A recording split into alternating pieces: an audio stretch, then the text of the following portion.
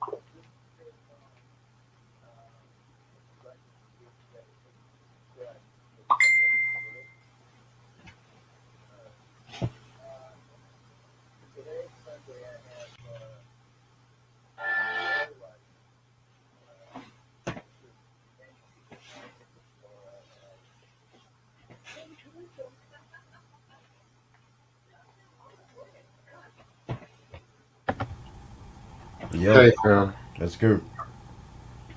Nothing much. Just trying to calm my nerves. How about yourself? Chilling. The VMA still on?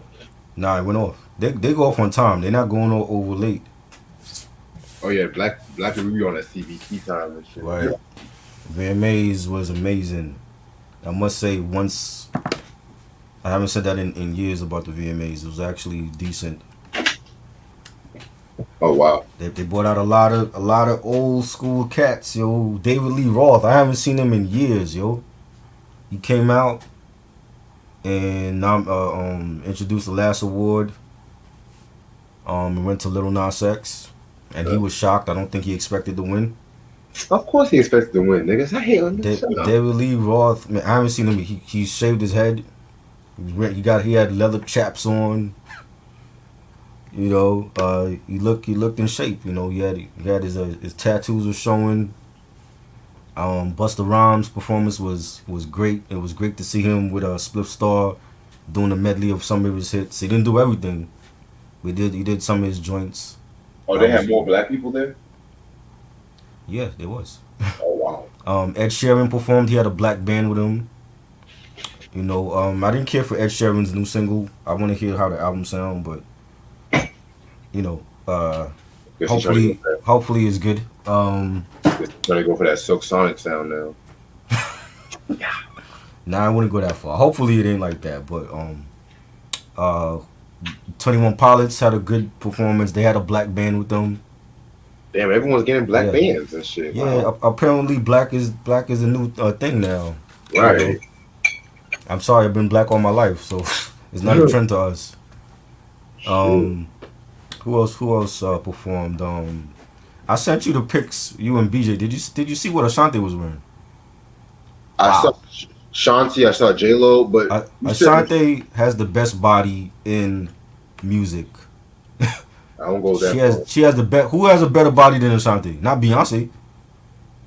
Hell no. Beyonce gorgeous, but Ashanti is more gorgeous than Beyonce to me. Man, Beyonce over Ashanti any day, man. Nah, hell no. Hell yeah. Ashanti beautiful.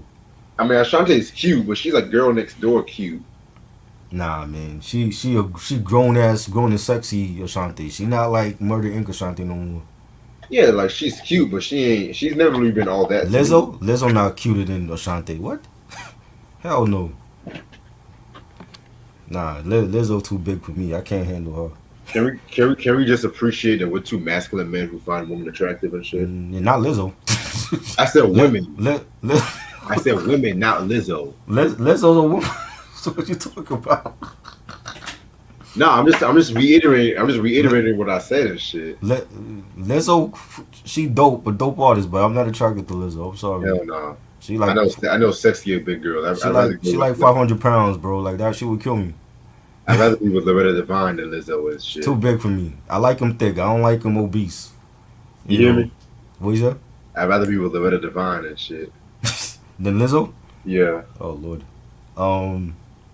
Yeah, Ashanti is gorgeous. J-Lo was looking good as always. No surprise. Megan good. Not Megan good. Megan Fox. She and Kourtney Kardashian was there and they introduced Machine Gun Kelly. I liked his performance. Apparently Machine Gun Kelly had a fight with Conor McGregor on the red carpet. Oh wow. And yes, it was on the E! News, and they have video footage of the altercation on the red carpet. And apparently, Conor McGregor wanted a picture with MGK, and MGK said no. And they had some words, and they had an altercation. They were like he pushed them or whatever. MGK pushed Conor, and Conor went after him, and he had to grab security to try to stop them. And so yeah, they got like a little beef going on right now. So Machine Gun Kelly, he's that big. He don't want to take a picture with nobody now and shit. Well, remember, Machine Gun Kelly been signed for years. Like it's been like over 10 years. He been signed to Bad Boy. I've never seen Puffy even promote this dude, and he's been signed to Bad Boy for that long. You know what I'm saying? Like dude had to basically stop rapping and pick up a guitar and start playing for him to get exposure now. You know what I'm saying? Which is sad. You know what I'm saying? It's like why why even sign to Bad Boy then? I don't understand that. You know what I mean? Looking bad boy. So yeah, he won an award also. Machine Gun Kelly. He won 2 awards actually. You know what I mean? So I don't understand that, but they had some altercation on the red carpet. What's her name? Normandy? No, is that my saying it? Normandy? Normani. Did you see her performance? I didn't see no VMA. She had a performance with a woman. So what Lil Nas X did with the guy at the BET Awards, Normani did. Oh, for real? Yeah. I might check that out then. And that's basically the only R&B, and Alicia Keys' performance. That's basically the only R&B artist that was played. And Chloe, what do you consider Chloe? Is Chloe R&B? Yeah, Chloe R&B, pop R&B. I consider that. Yeah. Chloe performed. Did you see her? Oh, wait till you see her performance. Oh, I can't wait. It's basically Beyonce 2.0. Cause that's basically what she was doing. Oh, I can't wait. Her performance, her dance performance is Beyonce. Her singing sound like Beyonce. That was little Beyonce right there. Yeah, Beyonce trained them girls well. Yeah. Yes. That's the next generation right there. Yes. And she had her ass all out on camera, and yeah. Yes. That's little Beyonce. It was like looking at Bootylicious 2.0. That's how you do. You know what I mean? What's good? What's good, Blocker? Lee Boy, what's good? What else? Foo Fighters, the Foo Fighters tribute, I loved it. Again, they didn't play, I think because they were pressed for time and they wanted to go off exactly at 11 o'clock. They didn't play everything, but I liked the tribute to Foo Fighters. That was good. Yeah, it was some decent stuff going on. You know, Madonna came out. You got to see Madonna. Madonna came out in the beginning, and apparently Madonna had her butt done. Like, she has a Nicki Minaj ass now. Oh, this girl does everything Yeah. to stay relevant, man. I'm telling you. She looked like a hot mess. I'm sorry, I love Madonna, but she did not look good. You know, yeah, she was out there. Uh, yeah, it was interesting. Madonna, fake ass. Wow. Yes, Madonna has a fake Nicki And Minaj she's ass. 60 years old now. Yeah, she looked like a hot mess. You know what I mean? Go back to making good music. Doja Cat took a shot at Kanye when she said something. Doja Cat was the host of the award show, Oh, but she said something. She said something like in regarding the MTV 40 year, it's the 40-year anniversary or whatever, and she said something about like Kanye. Remember when Kanye wanted attention and shit like that. I'm like, Kanye's not gonna take that lightly. this coming from the white supremacist Doja Cat, Yeah. Yep. the white supremacists who went to a And white forum. her wardrobe was crazy. Like she was wearing a lot of like Lady Gaga esque shit. Like she wore like a hat that was a chair, and then she took the hat apparently you could take the hat off and sit on the chair. Yeah, I've never seen that. She wore a chair for a hat that she actually took it off and sat on the chair. White supremacist. Never saw that. She was dressed up as a worm, like in this outfit. Like she was like her head was like in this worm outfit. It was crazy, but she was channeling her Lady Gaga. You know, yeah, that was interesting. Yeah, I was watching Power and just doing my homework and shit. Wow. So Madonna, Yeah, you got Madonna has a fake ass. Doja Cat taking shots at Kanye. Yep. I'm trying to see what Madonna looks like. Hold up. She had on like one of her older outfits. Like she was dressed up as like a dominatrix or something. But when she turned around, is when I saw the ass. I'm like, oh shit, she got implants.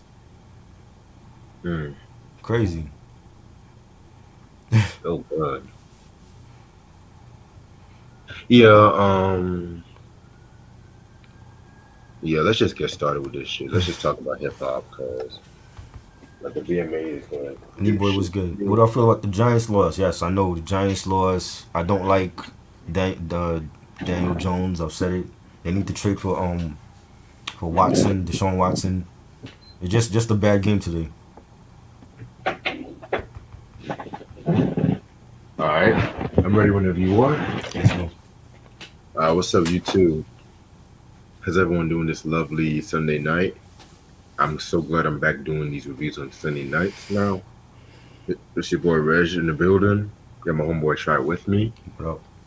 So, this is like an anniversary / double review and shit like that. And we're going to talk about it's a double between Kanye West's graduation and 50 Cent's Curtis and shit like that. Both came out on September 11, 2007. All right, so this is how we're going to do this. So, you want heads or tails? Because I don't know which album I want to start with first, really. Which one is the better album is the real question. Well, I'm not going to lie. I already got Kanye, so. Yeah, Kanye is the better album and shit, too. But the Curtis album's more longer and shit. That's the thing. Is it? Yeah, it had like about 18 tracks. Yeah, Kanye got 13. It is, yeah. Yeah, so I don't know which one to start with that thing. It's up to you. All right, I'm gonna do heads, you do tails.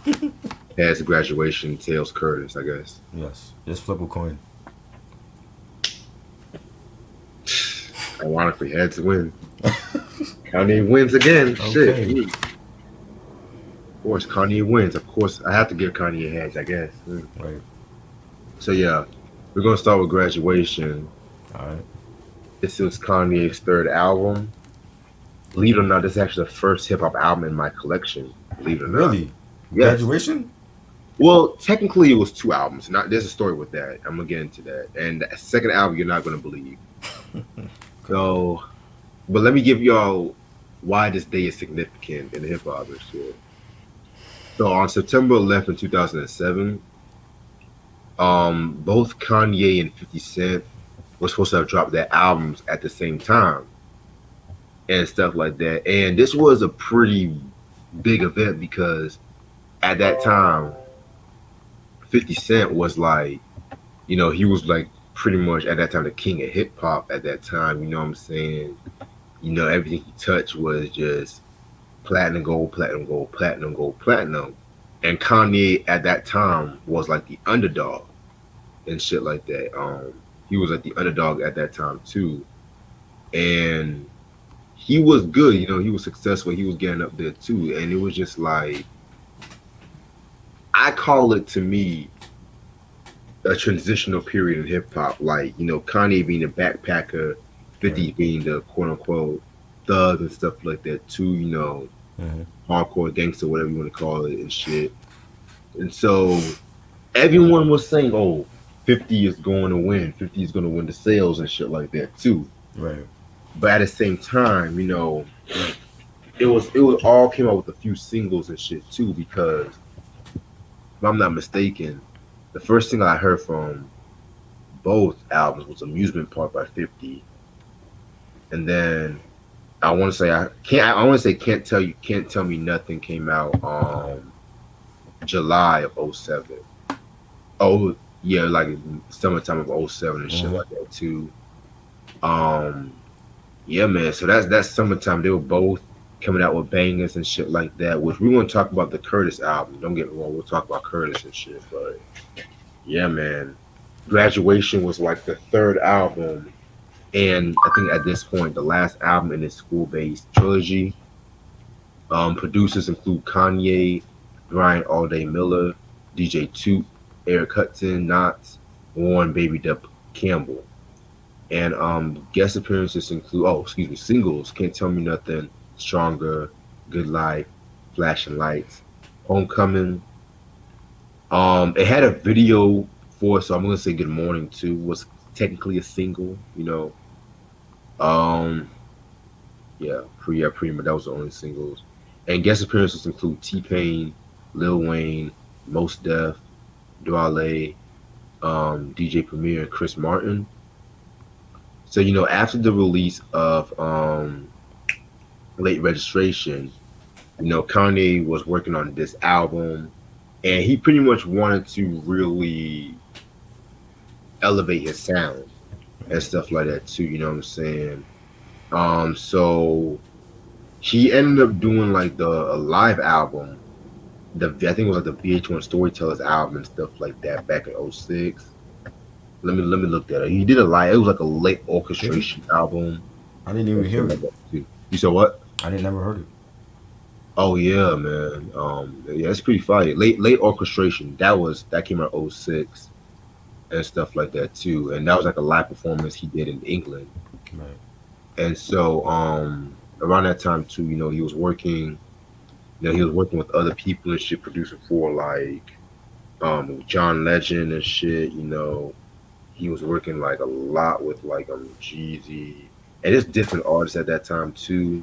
Right. And at that time too, he was listening to like a lot of rock music, and he was so into shit like Steely Dan and Led Zeppelin that he wanted to make like a hip hop album that one could play like in a stadium, like a stadium rock hip hop album that makes sense Right. and shit like that too. So that's when this album came out, and even like from the first single, like Can't Tell Me Nothing, like it just has like that rock, like a Black Sabbath-ish kind of melody and shit like that, but with the hip hop fashion, if that makes sense. And around this time too, he was also touring with like U2. He was getting cool with Coldplay and stuff like that too. But even though like he wanted to make like an arena rock album, he still maintained like the soulfulness, the soul of his first two albums. Also, DJ Premier also did some scratches too, which I'll get into that and shit. So yeah, man. This album, like I said, this was like the last album where we had the Kanye mascot with the bear and Mhm. shit like that. Yeah. Hugh said it was an unplugged album. Okay, appreciate it. I knew it was like an unplugged this kind of album. So I love the album cover. I think the album cover is dope. One of his best album covers, and yeah, I you definitely know, agree. with the college beer and shit. Yeah, man. Definitely gives you like that spacey anime-ish kind of feel. Which brings me up to yeah. So this was actually my first hip hop album. Wow. Yeah. Your Well, first one ever, like on any format. I kind of got two albums for my birthday present, and Okay. I never told anybody Hmm. what it was. It was Soldier Boy's first album. Okay. Yeah, because both albums came out '07. I was a Right. kid. I was a kid and shit like that. So Right. I'm not gonna lie. I'm not gonna lie. I did the whole stupid Soldier Boy You dance and did. shit. Can you still do it? You can still do the Superman dance. I mean, I can still do it. I just don't want to do it because for one, I'm too tired and shit like that. And I had a long day, and I just want to Mm. just watch some TV and shit, low key. But yeah, man, yeah, I remember when that fucking dance came out and Mm. shit. Oh my god, That's everybody was crazy. that was a whole like Soldier Boy literally started like a dance craze that Hmm. lasted for like 3 fucking years. Like everybody was doing dances out their ass Right. and shit like that. But yeah, so yeah, I'm gonna show y'all what the booklet looks like. Which version you have? 'Cause I have the UK edition and the American one. I got the American The edition, the American one. 13 track one. Okay. Yeah, I know the UK one has like the Yeah. Can't Stop Nothing remix. Nah, it's more than one. There's one version, like the bonus track has a Q-Tip, and I think Talib is on it. Oh And wow, then there's another version. There's like an Australian version. There's a UK version. I have the UK version. Like my one of my people's, shout out to Satellite Hip Hop. He sent me the UK version. that's what's up. Yeah, man. I was gonna say something else too before we start. The album cover was actually designed by Japanese contemporary artist Takashi Murakami, Yeah. and they worked with one another again. I think when they did a Kids See Ghosts album and shit like that too. So Right. yeah, man. Yeah, man. This album has 13 tracks, so let's get this shit started. Track number one, Good Morning.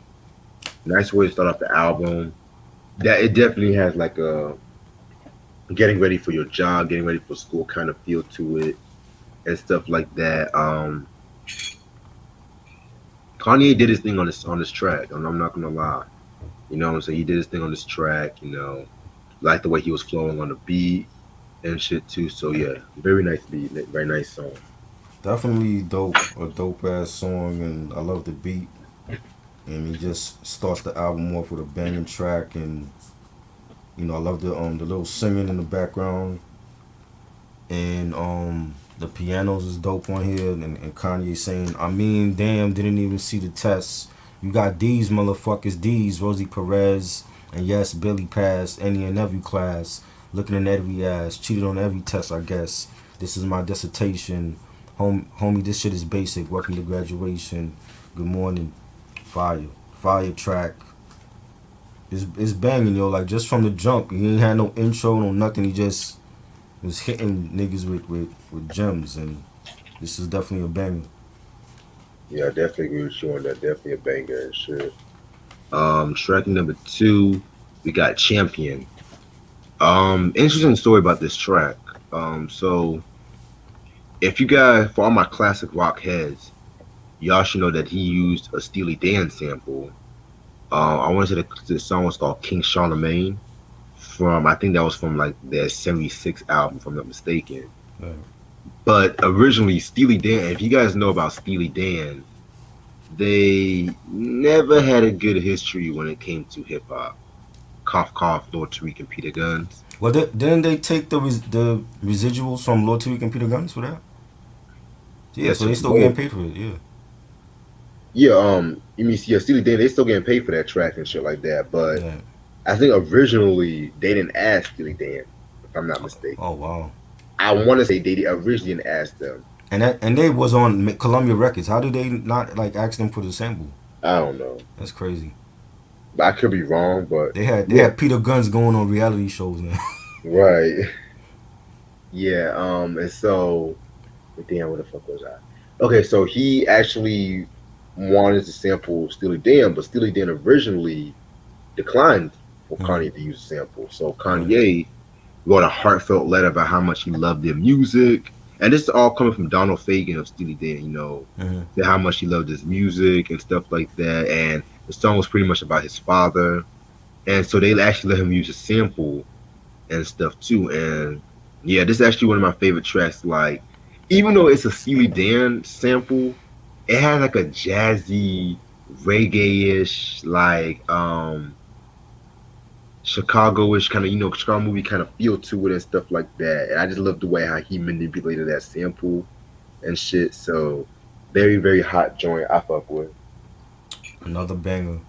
Definitely love the sample from Steely Dan, the beat. You got Ye saying, "You don't see just how wild the crowd is. You don't see just how fly my style is. I don't see why I need a stylist. When I shop so much, I could speak Italian." I love that. Like Kanye's always like witty with his bars, yo. Like he got some dope lines that people overlook, and I think he definitely came with it on this track. Oh yeah, like this is probably like his most wittiest album. Like I feel like this album he was just feeling himself a lot and shit Yeah. like that, Hmm. which you can't really blame him and shit, you know what I'm saying? You can't really blame him at this time. Right. Before he really his creativity really imploded and shit. But yeah, man. Track number 3 is Stronger. This was a very dope track. Not only my favorite single, keyword single, and stuff like that, because this was like I think everyone's favorite single next to Good Life Hmm. and shit. And he used the Daft Punk sample and stuff, when he flipped this, which I felt like that was very unique the way he flipped it and stuff. So yeah, man, and the video too was a very futuristic video. And he really popularized those glasses with them lines. He Hmm. popularized those for Yeah. a while and shit like that too. So yeah, very, very dope joint. I was about to say it sounds like a Daft Punk song. You know what I'm saying? Like this spacey, computer type voices. It sounds like a Daft Punk song. So Yeah. yeah, this definitely was a huge hit when it came out. I think he performed this at the VMAs the year it came out, and it was a huge hit. Yeah, it was dope. Yeah, man. Very, very, very dope song indeed. All right, now we're gonna get into I Wonder. Ooh, a very underrated Kanye song. Actually, one of his most introspective, and he actually said this is like one of his favorite songs off this album. Love that sample that he used, and he actually debuted that song when he was sworn with you too Hmm. and shit too. Right. So this song was pretty much just like how he wonders, like it's like when it comes to the song, it's like pretty much him being introspective about his life and stuff like that, and like where he came, how far he came from and shit too. Hmm. Um, yeah, man, I feel like it was a very emotional song, and just talking about finding your dreams and shit like that too. Right. Um, he performed this, I think, at VH1 Storytellers. It was either a storyteller or I think a BT show Hmm. and stuff like that, and he killed that performance in my opinion. So yeah, this was definitely a very, very, very dope song. It was cool. Definitely loved the beat and the pianos on it. Ye saying the smoke screens, the chokes and the screams. You ever wonder what it all really means? And I loved his flow on the beat, like the way like he changed his flow up, to fit the beat was dope. Oh yeah, definitely.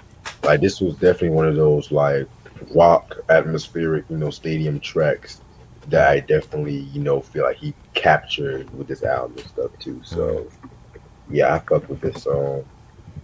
Now we're gonna get into Good Life featuring T Pain.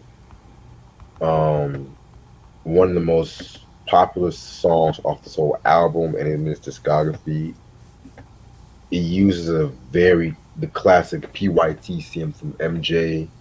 Anytime MJ is using a sample, you gotta come correct and shit. That's all I gotta say. Hmm. Again, this one was kind of like the opposite to I Wonder, where he's like talking about how it's good, where he would be like if he didn't commit his dreams. That this song was pretty much just like him lavish, like living his lavish dreams, enjoying the good life and stuff like that.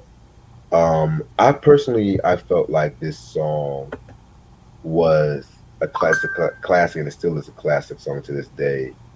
And shit, you know what I'm saying? I personally felt like, this is one of T Pain's best guest appearances, that he's ever done on a track. I felt like whenever they come together, the chemistry is always there. So yeah, very, very, very dope track. I'm not a T Pain fan. I didn't even like the song when it came out. I knew it was like a celebration type of record. A good time type of record. I like it now, but when it came out, then I like. And they played this to death when this shit came out. I remember when when the video came out, they were playing it all the time, and I just wasn't a huge T Pain fan, but I like the record. It's dope. Yeah, man, the record is dope. Like just that vintage Kanye. Like I could probably see this on late registration, but at the same time, I can't. Right. Oh wow, I did say I started the video at 10:30. I thought I said 11 o'clock. I started shit. But anyway, we still here. Um, Now we're gonna get into "Can't Tell Me Nothing." Very dope track, in my opinion. Yes, that's Jeezy's ad libs you heard, and because originally this song was supposed to have been for Young Jeezy and stuff. I want to say this was supposed to have been on the Recession album. I want to say because he ended up doing the song "Put On" for that album too. This one was my favorite single off this album. Mine too. Well, excuse me, very hardcore, dark beat and stuff like that. Just Kanye and his braggadocious shit. Like, why don't you? Like, I kind of imagine how Jeezy would have done on this track. I feel like Jeezy would have definitely. There's a version with Jeezy on it though. There is too. Yeah. Yeah. Mm-hmm. Yeah, there is a version with Jeezy and shit. I still have yet to. I think I heard that version like a while back ago, but yeah, man, this song right here is definitely a very timeless track. I love it. Yeah, I love this song. Definitely one of my favorites on this album. The beat is fire. The hi hats is fire. Everything about it is just a real dark record, and Ye was killing it, man. Like he's saying lines like I'm just saying how I feel, man. I'm not one of the Cosbys. I didn't go to hell, man. But homie, this is my day. Class started 2 hours ago. Oh, am I late? Not late. No, I already graduated. No, I already graduated, and you can live through anything if magic made it. Fire. Fire. I love Like it. that. Oh, The man. video was fire too, where he's like in the desert with the car, doing like drifts and all that shit. So it's all kind of crazy stunts with the cars. I love it. It's crazy. I used to wait till that video used to come on BT and shit like that. It just had like a very cruising like down the street. Like it was just like Kanye attempted to do trap and shit like that, Right. or trap. Yeah, but it's done right. It's done right. Done it right. Yeah. Yeah, man. Now I want to get into Barry Bonds featuring Lil Wayne. Little trivia about this track too. So originally this was supposed to have been a single. Originally, but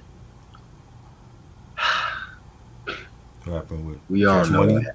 What happened with Cash Money? Cash Money blocked him. Oh no! This actually Cash Money was innocent. Mm-hmm. It's actually the person who the song is named after. Oh, Bonds. Barry Bonds didn't like it. Well, That makes sense. this was ironically, and it's crazy too because 07, a lot of athletes was getting in hella trouble, like Vic, and then Barry Bonds had a steroids incident. But And he hasn't been ironically- proven. He wasn't proven to take steroids. We he assume that he take it because wasn't all of his peoples around him. Gary Sheffield was his best buddy, and he got caught with it, and we assumed that he took it. Never actually proven that he took it. assumed. Okay, Assumed that he did it. shit. Yeah, I don't know. 07, a lot of black athletes like OJ went back to jail. Michael For stealing his own shit. for That's his stealing his shit. own How you property. go to jail for stealing your own shit back? I don't understand that. They set that nigga up. They set that Yeah, nigga they up. wanted him. They wanted him any way they could get OJ in jail because of Nicole Brown Simpson. That's how they wanted it.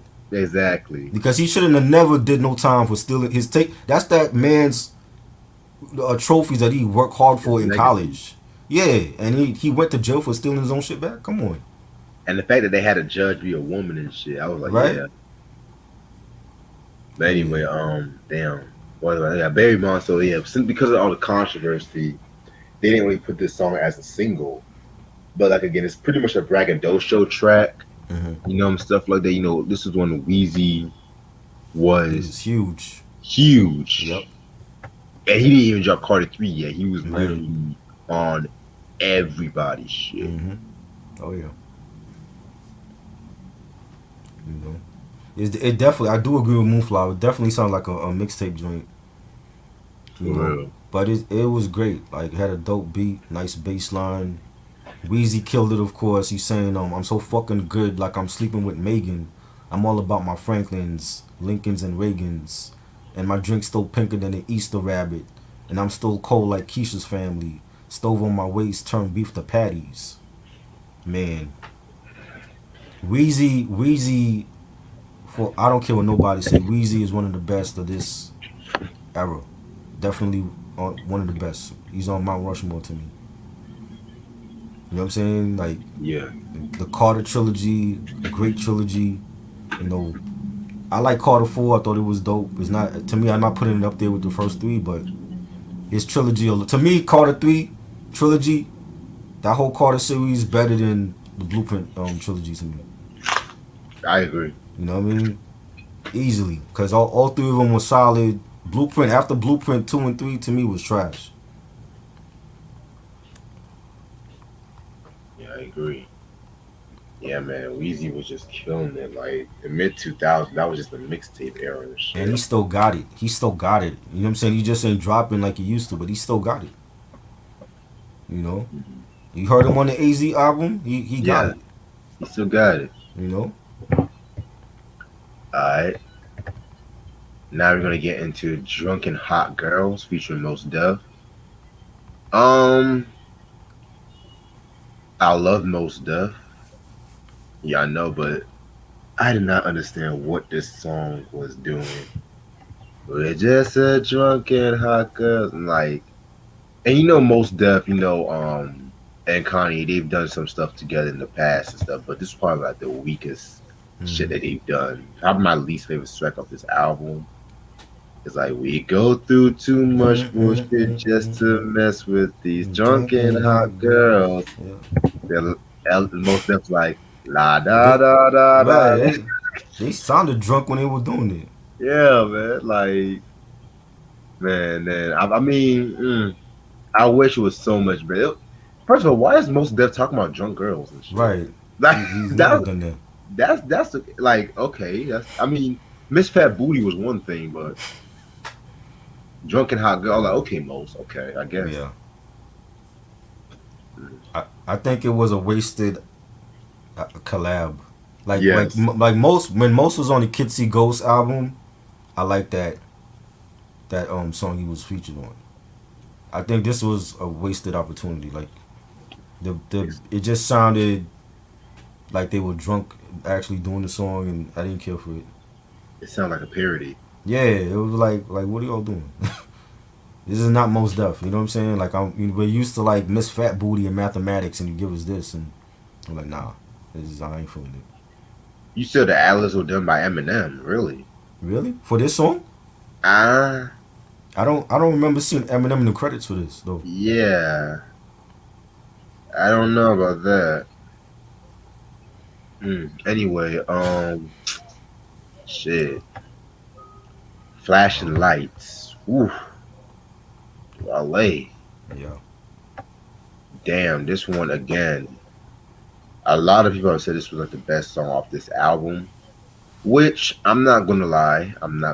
It's I mean, pretty much anything besides Drunken Hot Girl could have been considered the best song off the album. But this one right here was a phenomenal track. Like I admit, I did not like the song at first. I admit, Really? really did not like the song when I first, because I thought it was a bit too ironic. I felt like it was a bit too synth. When I first heard it, I didn't really care for the synths and stuff like that. Right. And then they go like that flashing lights, lights, lights. And then when I heard it, when I heard it like over the years, and I saw the video. Again, the video was crazy. Like Kanye's like tied up and shit like that. And I'm not gonna lie, I feel like flashing lights is kind of like a metaphor for his. If you want to talk about his relationship with Kim, that's the perfect song to listen to. Not bound to flashing lights. Yes, that's. And I saw somebody make a comment about it. I had to think about this shit. I was just like, and then when I saw the video with him being tied up and shit like that in the car and stuff like that, and Kim trying to kill him. I think not Kim, excuse me, the girl trying to kill him. Yeah, I think she's a porn star. I think the female that tied him up in the video is a porn star. Oh, for real? I remember like hearing about that when it came out back then.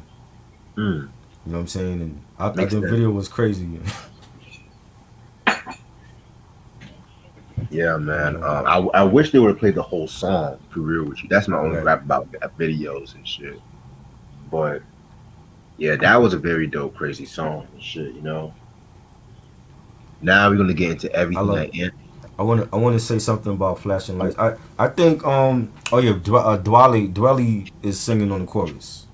Yeah, the neo soul singer. I love it. I think it has like a EDM, feel to the track, and the beat is dope, and the melody, and the whole flashing lights. The girl saying flashing lights on the track, and you got Ye saying feeling like Katrina with no FEMA, like Martin with no Gina, like a flight with no visa, first class with the seat back. I still see ya in my past. You on the other side of the glass of my memories museum. I'm just saying, hey Mona Lisa, come home. You can't roam without Caesar. Fire. Those are some type of lines from Kanye, man. Like it's a classic record to me. That might be like between that and Can't Tell Me Nothing, like my two favorites on this whole album. So just for that alone, I would have bought the album. I'm like, once I heard Flashing Lights, I'm like, yeah, this is the one. Yes, sir. Oh fuck. Now we're gonna get into Everything I Am. To be honest, this is actually my favorite track off this album. It features DJ Premier on scratches. I feel like he pretty much did this whole beat too. I mean, they said Kanye West did the beat, but this was It's Primo. It's Primo, yeah. It's Primo, but definitely. Yeah. So yeah, this song was just Kanye, probably the most humblest song he's ever came out with in his discography. Just talking about how just everything he's got to what he is today and stuff like that. And he's just like, oh, Common was supposed to be on this beat. Right. We said on Common passed on this beat, I made it to a jam. Right. And I'm not gonna lie, I feel like whenever Kanye passes a beat to somebody, I like how he likes to throw those little nods to the rapper beat too, like Jeezy with the ad libs. Common passed the beat, made it to a jam. Like I don't know, I just always liked how he was witty like that. Right.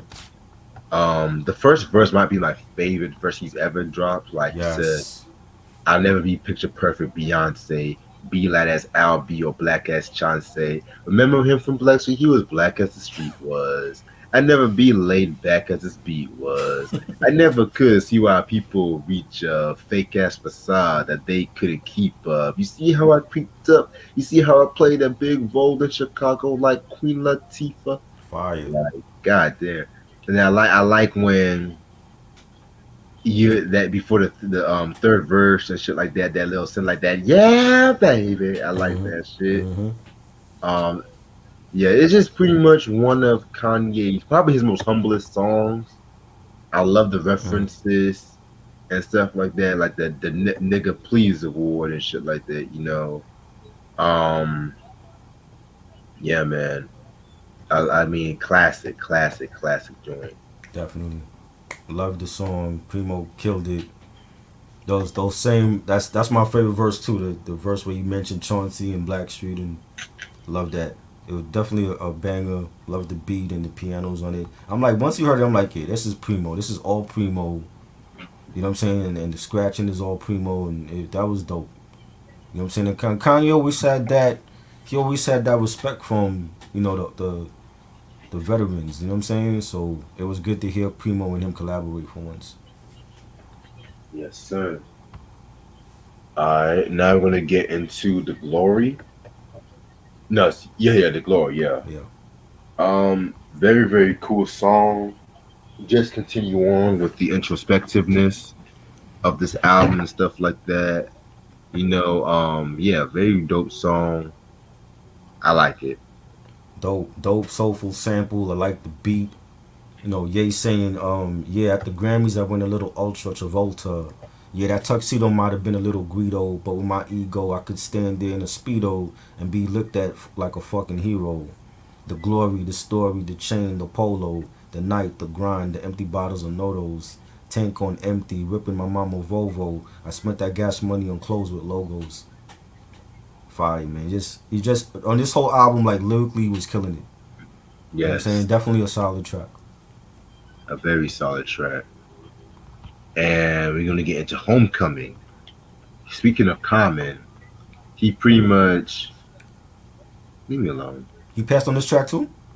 No. He this was influenced by comments I used to love her and stuff like Oh that. wow, I didn't know that. Yeah, so that's why, with the first verse he said, I met this girl when I was such and such years old and shit like that. And it's just like the way how Common used I used to love her to make a love song about hip hop. He used this song to make a love song about Chicago and shit. Right. And this also features Chris Martin from Coldplay and stuff too. So yeah, man, this was a very, very, very dope track. I love it. Yeah, I love Chris Martin and Coldplay. Great band. Love the pianos on this. The pianos are really like the star of this track. You know, and has like a sparse beat and a real heartfelt song to Ye's hometown of Chicago. You know, Chirac and Ye saying now everybody got the game figured out all wrong. I guess you never know what you got till it's gone. I guess it's why I'm here and can't come back home. And guess when I heard that when I was back home, fire. I love the video. It's like in black and white and definitely a dope track. Yeah, very dope track indeed. And the last track off this version is Big Brother. This was a tribute to Jay-Z and stuff like that. You know what I'm saying? Well, you can call it a tribute, call it a breakdown of their relationship and stuff like that. Um, my big brother was Big's brother. Used to be Dame and Big's brother, who was hip Mhm. hop brother, who was No ID friend, No ID my mentor, and I let the story Story begin again. and Fire. shit. I like that line where he said used to be Dame and Big's brother Hmm. and shit, because we all know about that. Yeah. And like in the first verse, he's talking about how you know he met Jay Z and stuff like that. I think he saw Jay perform at the Hard Knock Life tour and stuff like that too. Right. And so he talks about like how he met him. He was kind of shy and stuff like that, Hmm. and so he ended up getting Kanye's mom Donda like a place, a spot, and shit like that. You know what I'm saying? Which Right. I thought that was pretty dope. Yeah. But the Jay Z fans don't want to talk about that. Because they really talk about the bad that he does. But I digress. But if Drake does it, it's a different story. But you know what? The second verse happens. He's talking about the first time he produced for him with the Blueprint One Hmm. and stuff like that. And then he's talking about how he went to the Black album. He ended up doing like a lot of partying and he wanted to step his game up and stuff like that. And it was at that notion with the second verse. Like he may have love for Jay-Z, but he wants to compete with Jay-Z to be the greatest and shit. Right. which we ended up getting to the third verse. You know, he was talking about doing the Diamond from CO Leon remix, which that verse Jay did on that remix was flawless Right. and shit like that. So yeah, I've always heard that was one of his best verses. I mean, Kanye did his thing on that one too, but yeah, I like that when he said, "Then my big brother came through and kicked my ass and shit." You know, yeah, man. I mean, this was like a pretty honest track and stuff like that too. You know what I'm saying? Love this track. Beach Chair is that's one of my favorites on Kingdom Come. I love that song. That's like the last song on Kingdom Come. That was a dope song with Chris Martin. And yeah, Ye mentioned I'm glad that Kay brought that up. Ye mentioned that part in the verse where he's talking about like I did a song with Coldplay, then Jay goes and do a song with Coldplay. Yeah. What was he taking a jab at Jay for that? Was he? No, no, it wasn't really like a jab with Jay. He felt like it was just him and Jay having like a playful competition with one another Right. and stuff like that. I didn't take it as a jab. Right. Because Jay did a song with Beyonce. Ye did he did that what was the song that he did with Beyonce? The remix for Ego. Ego, right. He was on I like the remix for that. Yeah, I love that remix Right. more than the He was original. he was on the remix for that. Yeah. That's dope. Friendly competition is it's all good, you know, it's keep it in the family, Yeah, man. you know. All right, The- Sam. Good night. The bonus, all right, Sam. Good night. The bonus, for Bittersweet. That's on the graduation. Has more than one. Like I said earlier, it has more than one, special edition. Like there's a Japanese edition. I believe there's an Australian edition. There's a UK edition. So Bittersweet. That's on the one that he did with John Mayer. That's on one of the other special editions. Right. The Good Night one. I actually have that one. That's on the UK edition. That's with Most Def. I want to say Talib or Q-Tip was on that one too. Oh, yeah, wow. Okay. Yeah. I might need to check those tracks out and shit. Yeah. 'Cause I know he came out with a "Can't Tell Me Nothing" mixtape too. Did he? I didn't hear that one. Yeah, it was pretty much like unreleased tracks from graduation session and like remixes of popular songs. Like he did like remember that song by Rich Boy, Throw Some D's on there. Yes, Like he I did know his that. version of that track. Okay. Yeah, but overall, this is a classic album, in my opinion. This was Kanye definitely at the peak Yeah. of his genius and shit. In my Definitely. opinion, like I call this album the last of his first chapter, like the last of really, because he was supposed to have came out with Good ass job. Good Ass Job, but that ended up being unreleased. Who knows if that album is even completed? I don't think it's complete You don't because think so? at that time he was working on that. You know, his mama died, Amber Rose, you know, and him broke up, and pretty much he ended up reworking that and did 808s and Heartbreak and I shit love like that that. album. Yes. And I just have to say that, you know, when he did 808s and Heartbreak, he just pretty much, you know, focused on just being experimental and shit. And then mind you, the whole Taylor Swift bullshit happened and Right. yo, yeah. The fashion industry rant that happened. Yeah, all that shit. So yeah, man. I know Ronnie just sent me something, but yeah. Yeah. So yeah. Send me that mixtape. The Can't Tell Me Nothing. 'Cause I never heard it before.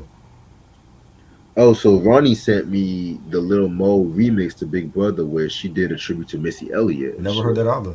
Never heard. I'm gonna send that to you. All right. Well, Ronnie, find me the mixtapes. I want to hear those unreleased graduation tracks. Yeah. But yeah, Moonfly. I just said this was like the last album where we saw like. I disagree. Let me explain. Cause I consider like 808s and Twisted Fantasy to be way more experimental, and I consider that the second chapter and stuff You like think that. Huh? You feel like Dark Twisted is more experimental compared to? Absolutely. I thought it was a straight hip hop album. To me, it was a progressive.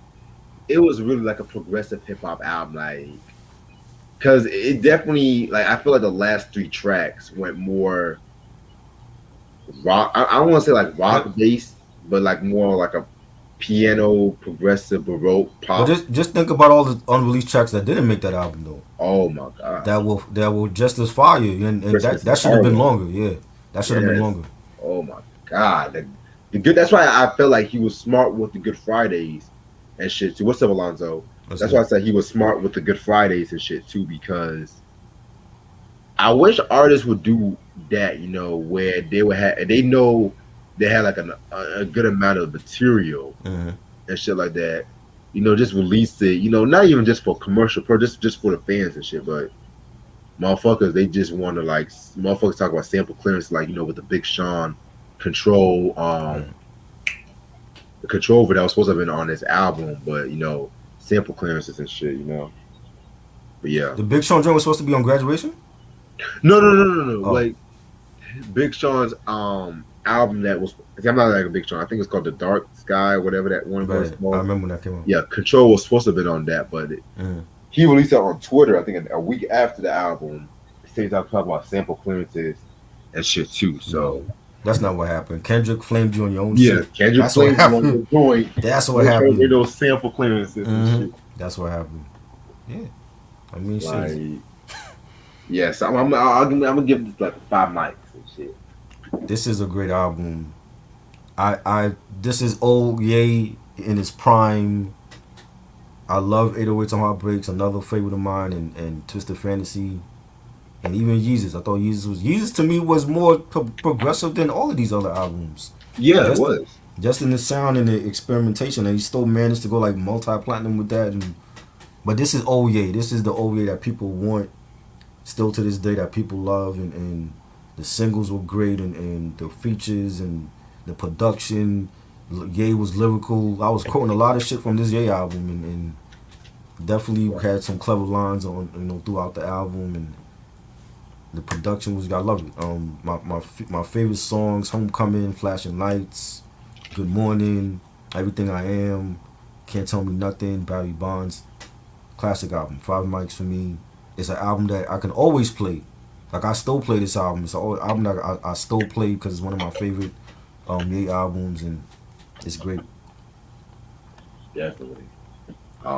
Yeah, man. Like, very. I know everyone. Let's say I want to be that nigga. I feel like this album's better than College Dropout. You think so? Yeah. I love College Dropout too. Yeah. I think his first. I want to say all his albums up until Twisted Fantasy were great to me. Like, I play all of them. I think they late registration, College Dropout, this album, 808s. I love all of them. Yeah. Mm-hmm. You know, it's after Yeezus, in my opinion, and Watch the Throne is when it got shaky. I think Watch the Throne was dope. To me, Watch the Throne was more catered to Ye's style than Jay-Z.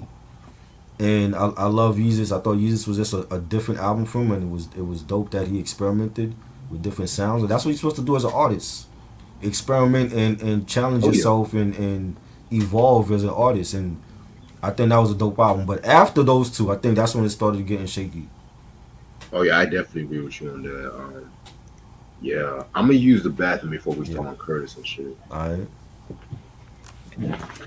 Cool. I need to check that mixtape out.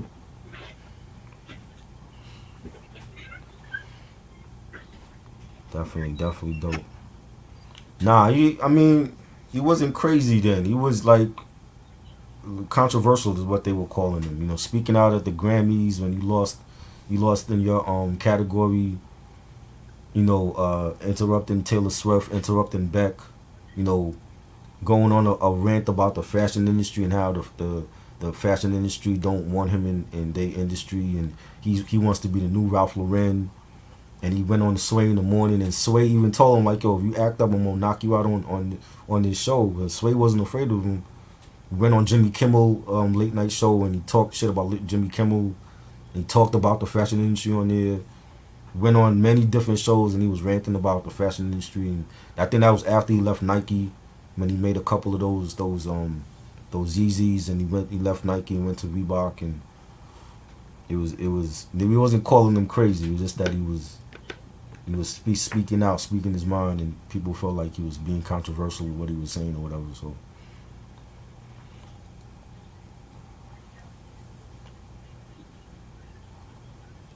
Graduation is great. Late Registration is a great album too. Sam, you feel like Kanye's overrated?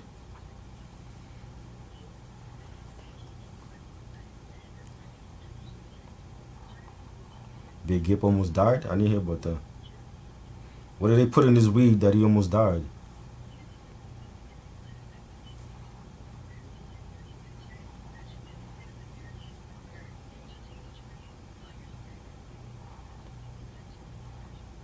I didn't know that. I didn't know that about that Timberland album. Timberland. That's not even my favorite Timberland album. Like that was a big hit off of that album, but that was a big song. But I didn't care for the album. But I didn't know about Kanye, hitting him up about that. That's crazy. And Drake is overrated to you? Which one do you think is more overrated, Drake or Kanye?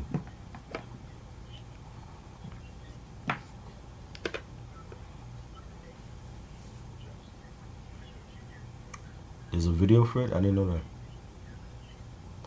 I didn't even like Stronger. Like, Stronger was a big hit. Like, everywhere they played it, it was, I remember, like I said, I remember him doing the VMAs and playing that song.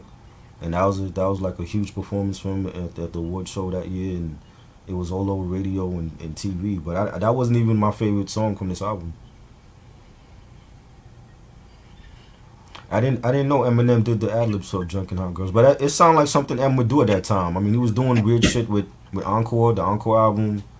He had the drug problem at that point. Jesus. Yeah, I didn't see. We're talking about Kanye hit Timberland up for the drum programming for Stronger. Oh, I forgot to mention that too. Yeah, he did. I didn't know that. Yeah, man. So Timberland did the drum programming? Yeah, you can tell Timberland did that shit. Oh, especially if you know about shock value, those drums, you Right, can tell you yeah. use some of those drums. What did you think about that album? The first one, at least. I never cared for those. You didn't like it? I didn't like it either. And then the second one was even worse because he used all these alternative pop artists. I'm like, you got Nickelback on, and he didn't sound Nickelback didn't sound right on that album. Wasn't Timberland doing them weird sound effects with his voice around that time? Yeah. M was he was in rehab by this point, right? In 07? Rehab, yeah. Yeah, and he was doing that double album that they scrapped and ended up being Relapse and Recovery. Yeah, man. Favorite from MTV? I gotta put some gel in my hair and shit. My fault. But yeah, Curtis. Oh boy. Curtis Jackson. I don't think "oh boy" is the right phrase for this. I'm not gonna lie. This album surprised me more. I got my issues with Curtis, man. I will tell you that much. I got my issue with this album. Hey, that was my face when I heard the album. That was your face?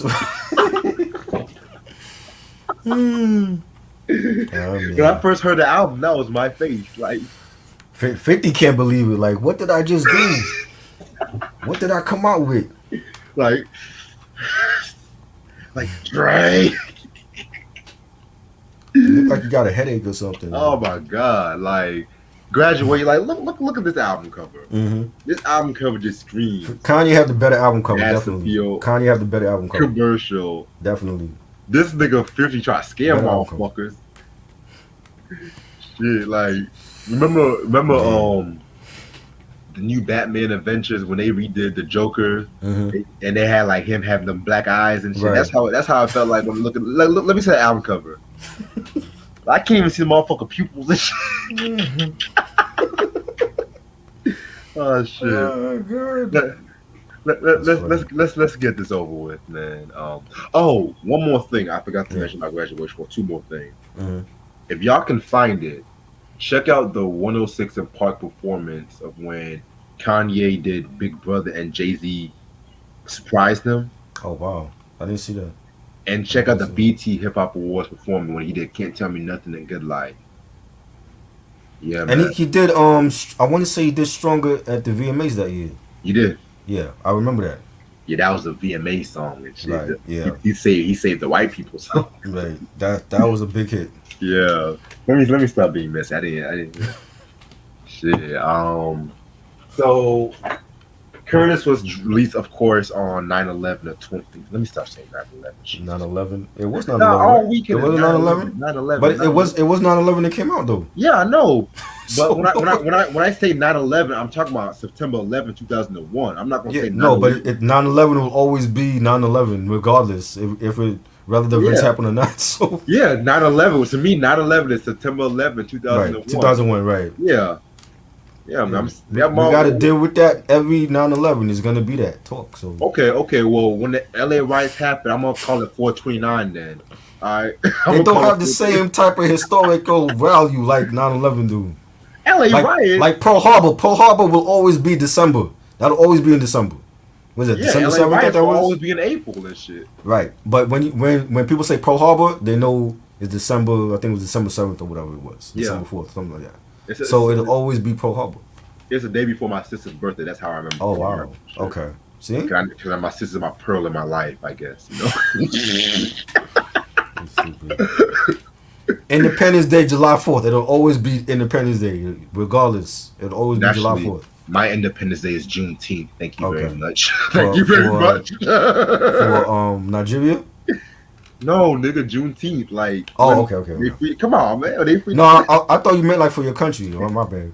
No, that's my Independence Day. I mean, just be free. Well, I mean, technically we're not free and shit. So Independence Day, it's a fairy tale to me. Right. I don't believe in fairy tales. Oh man. Let me stop. Damn it, Curtis. All right, Curtis. Yes. This is gonna be a funny review. Oh, all right, so producers. Oh Jesus. 50's executive producer Adam. I don't know if I'm saying his last name. Dit. Apex. We'll see how far he comes. The Business. Jesus Christ. Dangerous.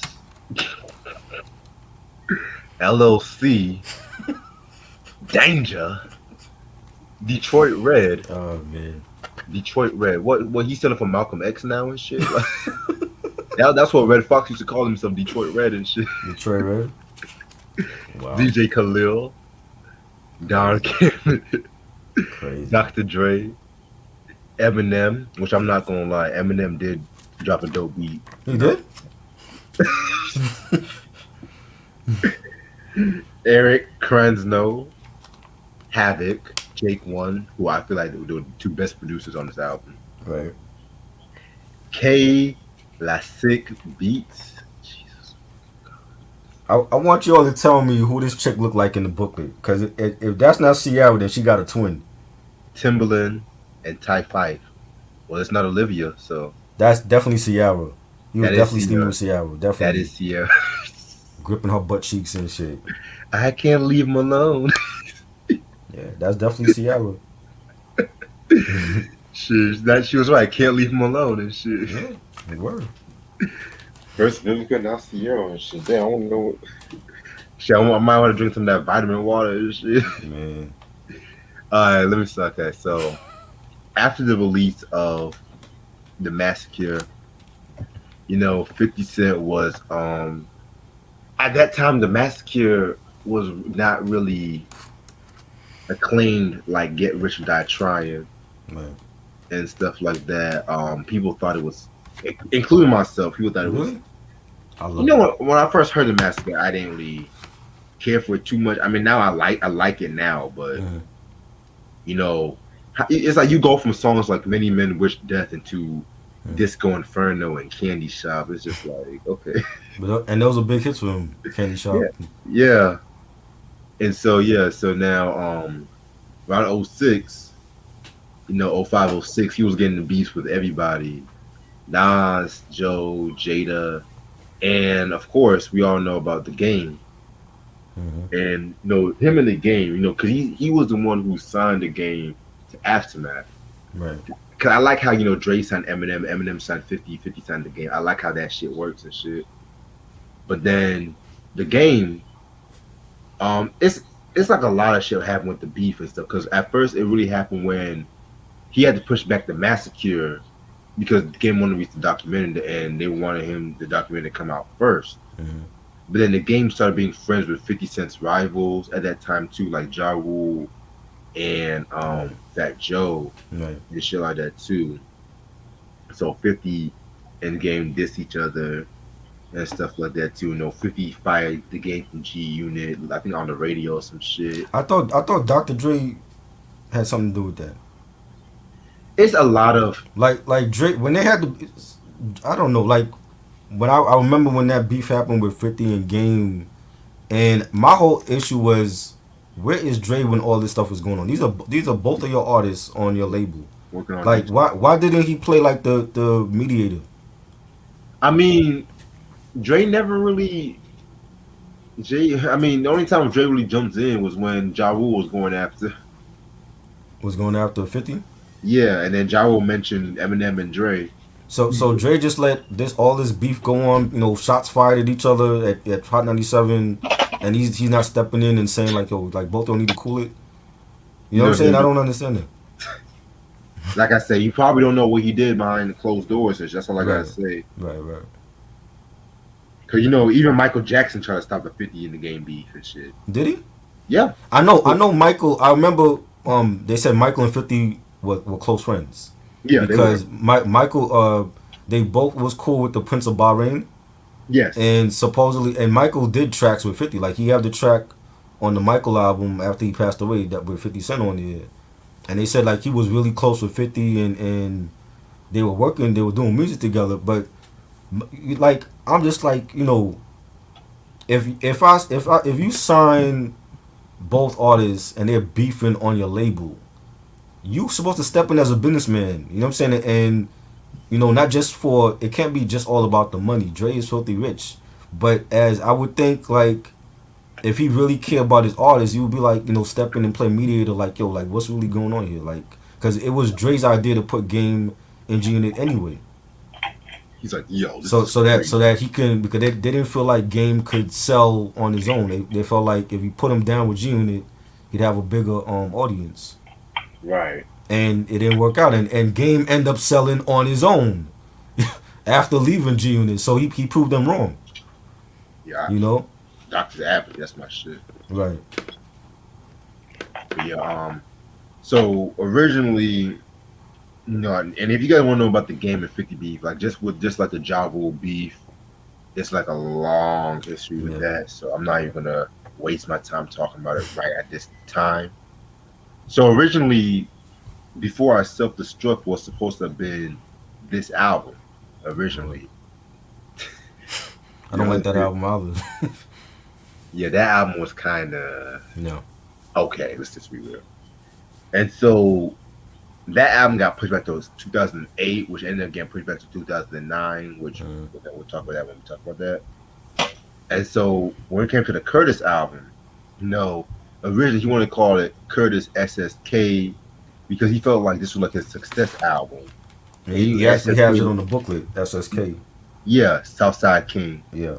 or Shoot, Stab, Kill Right. and stuff like that. Oh, how could I forget? Mhm. Back in 05, he did the Get Rich or Die Trying movie, Yes. which I call it 8 Mile, 50 Cent's 8 Mile and shit. Because Yeah. they even had the same fat nigga. Right. Great Like, soundtrack. that nigga got a check and shit, man. Mm-hmm. The soundtrack was fire. Yeah. I'm not going to lie. is The dope. soundtrack was fire. I need to The get that. movie was cool too. Yeah. One of my favorite scenes was when he's like, why are you looking through my stuff? Where motherfucker found a gun and shit like that. And then he's like, excuse me, doing laundry. And then he's gonna look for the gun. I'm like, how you gonna do laundry and shit like that? Nigga go straight to the fucking gun and shit. He gonna look all surprised like, what is this? And then nigga's like, why are you looking through my stuff? I actually like 8 Mile more than Get Rich though, but Same. I think it was a better story. Oh, Sam, I thought you were going to sleep.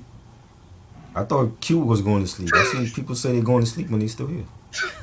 It's like, damn, we be that fun and shit like that. Like, I'm admired. I'm touched. Thank you. for real, like, I'm not trying to risk y'all staying past your bedtime and shit, but, But anyway, I'm fucking with y'all. And if you know, with this album, he worked with a lot of artists he never worked with, which is why I saved the guest appearances for last, because the singles are Amusement Park, straight to the bank. I get money. I get money. Ayo, technology, and I'll still kill. The guest appearances. This is probably okay. Where do I begin? Akon, Dr. Dre, the white hope of R&B, Justin Timberlake. um, Timberland. Okay. Why not just drop an album called the Timber Crew? I'm waiting for them to do that. Why? Cause they both like produce with, well, they used to produce with each other, so Like the Timber Crew or something, like, right? because y'all work. I don't know. Hey, if y'all come up with that, then let me get like royalties to that shit. Right. Anyway, Robin Thicke. It's funny how Justin Timberlake and Robin Thicke on the same album. Right. Eminem. Nicole Schwarzenegger. I don't know if I'm saying. Schwarzenegger. Hey, I said it right. You almost got it right. Yeah. Young Buck. The South Hope of G Unit. Mary J. Blige, the Queen of Hip Hop Soul, and Tony Yayo, the Court Jester of G Unit. Yeah. Yeah, this is gonna be fun as fuck. Yeah. Did you show the booklet? Because I was like all over. I want you to tell me if that's really Ciara, because there's been That constant debate over the years. People saying it's not Ciara, it's a model, and I'm like, this is Ciara. Damn, look at her face. That's Sierra. That is Ciara. He was fucking her. That's you know what I'm saying? His shit. He had her before Russell Wilson in Future. And after Bow Wow. And after Bow Wow, and she looks sexy in the booklet though. I like it. You know what I mean? But that is Ciara. That is definitely Ciara. God forbid if Russell Wilson and Sierra break up, niggas ain't gonna let that shit go. No. Especially Future fans. Well, Russell Wilson won today. My Giants lost, so salute to Seattle.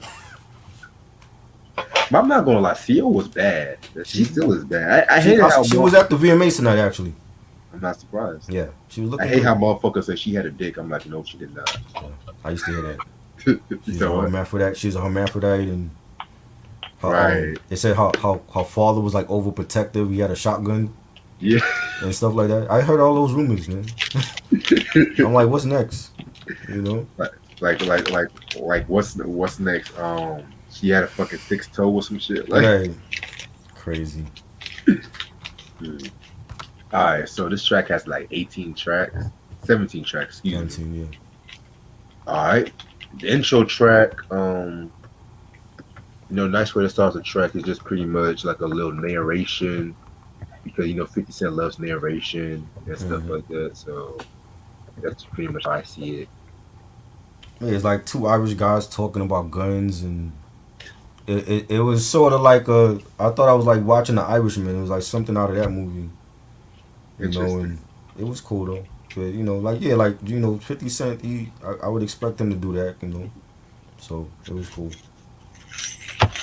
Yeah, way better It's than 18 tracks. What's the extra track?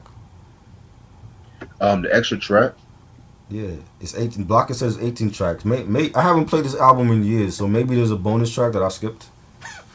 Oh well, Smile, I'm Leaving. That's an 18 track. Okay, was that after? Was that on a special edition, or that's just like a hidden track? Special edition. Okay, that's what it is. Because other versions, they also have the I Get Money Forbes 1, 2, 3 remix with Puffy and Diddy. Yeah, I just have the standard edition. Yeah, man. And then track number 2, My Gun Go Off. This track right here was pretty dope, pretty aggressive track. In my opinion, that vintage 50 shit, just him talking shit, fuck boy, you see me, you see it to believe it, try to dodge and weave it, end up a paraplegic, like Jesus Christ. This was definitely, I love the beat though. The beat definitely had that video game robbing motherfuckers kind of feel to it, you know what I'm saying? Wow. Like you just want to shoot a motherfucker when you hear this track. Like, okay. Like this whole album made me want to shoot a motherfucker like that ass. Like, don't ever shoot nobody and say this is the cause of it. You know what I mean? Had a Columbine shit. Right? blame 50 Cent for that Right. shit. Blaming Curtis for this.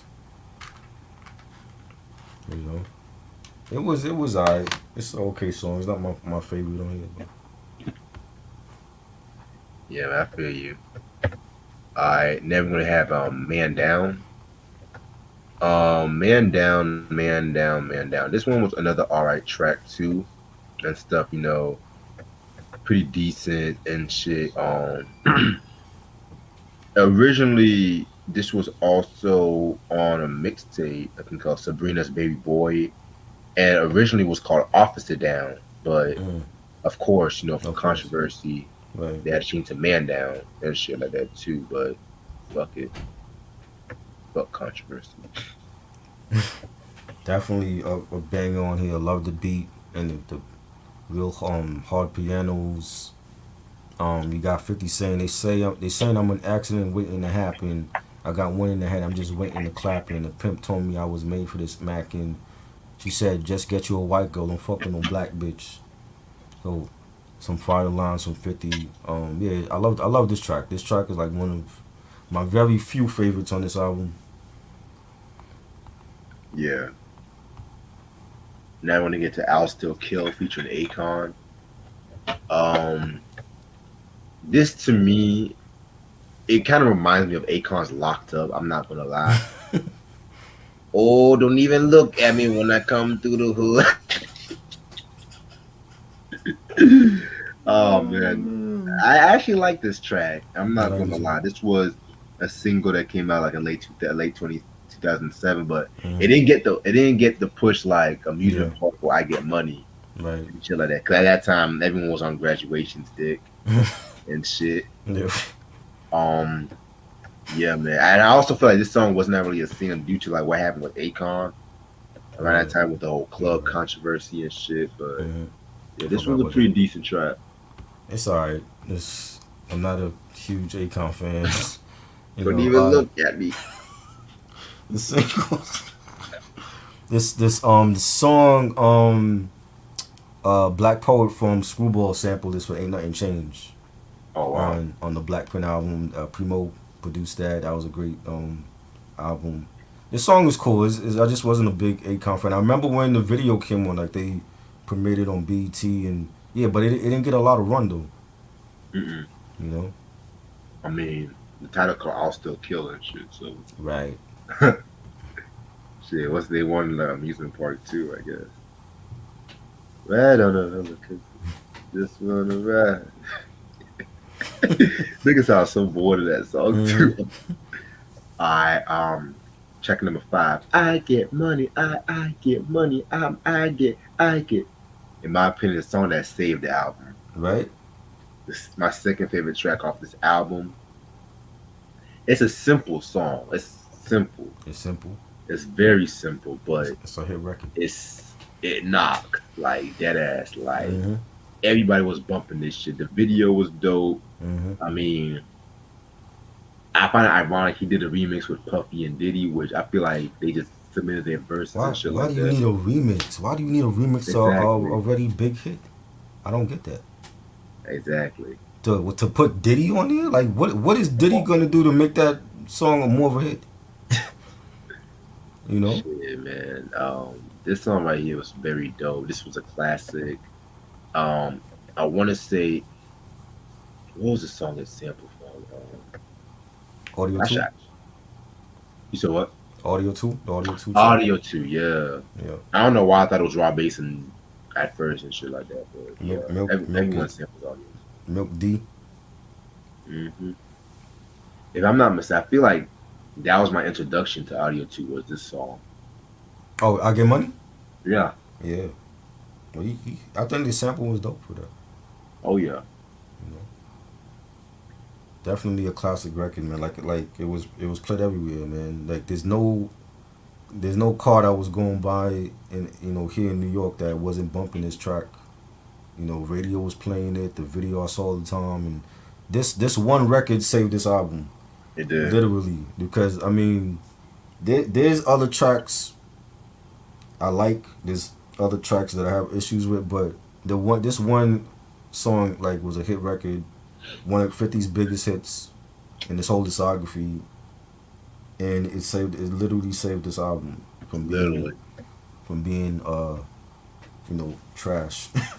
Like 50, like if he did a versus, he could win a round with this easily. Oh yeah. No matter who he's up against. I don't care if it's Jay, Nas, whoever. He could win a round with this record. That's how big it was.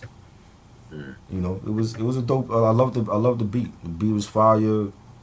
The bass line is definitely a club banger. He killed it. Yeah, very, very dope. Alright. Now we're gonna get into Come and Go featuring Dr. Dre. This one was a nice little joint too. Stuff like that. Whenever 50 and Dre and Eminem does some shit, is anything less than mediocre. So I like it. It was good. I like the beat from Dre. It's not a spectacular beat from Dre. I feel like we heard, beats like this before from Dre during that whole shady Aftermath era. I like the pianos on it. We got 50 saying G-Unit fitted, Blue New York, G-Unit fitted, Blue New York fitted, Shorty wanna cut, oh yeah, I'm with it. She come to my hotel room, she know she gonna get it. Fire track. Yes, sir. Something special. Unforgettable. 50 Cent. Justin. Timberland. Man. This song is hilarious. Originally, this was supposed to be called Ayo Pornography. Oh God, they changed it. Thank God they changed it, but it's one of those songs that was so bad it's good. Like, I'd rather listen to Disco Inferno than this song. That's how much I. But the video was saved. It's what saved the song. The video was dope. Yeah, the video was cool. It was on some futuristic shit. I want to say Hype Williams did that video. I want to say, but I didn't know what the fuck this song was about. He's over here saying some ultra magnetic MCs shit mixing with some G-Unit kind of shit, and then they want to throw in Justin Timberlake just because. I'm just like, oh, of course he has to show up here. Make it even better, I guess. Yeah. But yeah, man. This song was just laugh. If you need a laugh, this song is it. Like, even 50 looked kind of bored doing this shit. Like, he was just like, "Well, just give me a video with some sexy ass females and shit. We got it." Oh man, I love Justin. I think Justin, and I didn't listen to Justin, but didn't sing. I love his solo stuff as a solo artist, and he was on a lot of stuff. Right? I want to say this was like a year after Future Sex, Love Sounds. Yes. Right, that was 06, okay. So this is like a year, and he was like still touring for that album, still releasing joints, and I can't say that he didn't fit on the song. I thought he was good, I think I liked the song more back in 07. It hasn't aged well over time. I feel like it is outdated. But it was a big hit. 50 also was at that same VMAs like Kanye. He performed this track. I think they did the VMAs in Vegas, I want to say. Yeah, they did. I remember he did, like, they were at a hotel and he did the song at the hotel, and they had a whole bunch of people in the hotel room with him, and it was a good song for 07. I don't feel like it's aged, like, it didn't age well over time. It didn't. So now it sounds cheesy. You know what I'm saying? But it was a big hit back then, and I did like it. It was a banger like I Get Money. But it was okay for his time. I don't think it's age. I don't think even in like another 10, 20 years, I don't think it's gonna be like whack by then. You know what I'm saying? Like, a lot of people don't like it. Some people like it. I used to like it. I just feel like it hasn't aged well. So when you hear it now, it's like it sounds like 07. And that was like the problem with like a lot of the hip hop, in the 2000s. A lot of it hasn't aged well. When you go back to, and I said this before, like when we was talking about I forgot the album we was talking about from 04, and I was like, yo, it sounded like 04 shit. But yeah, it didn't age well at all. You know what I'm saying? But you know, for that time, it was a big hit. You know, Timberland was still hot in his prime. You know, I like 50's flow on it. He had like a little fast flow on it, and yeah, it was cool back then. Yeah, man. I definitely feel you how you say it didn't age that well and stuff like that. So yeah, man. They were just trying to go for that tech, and that was around the time when dubstep was happening and shit. It was just like, yeah. Right. I think dubstep was popular for like 2 years, I guess. Right. Yeah, a lot of people was doing dubstep stuff.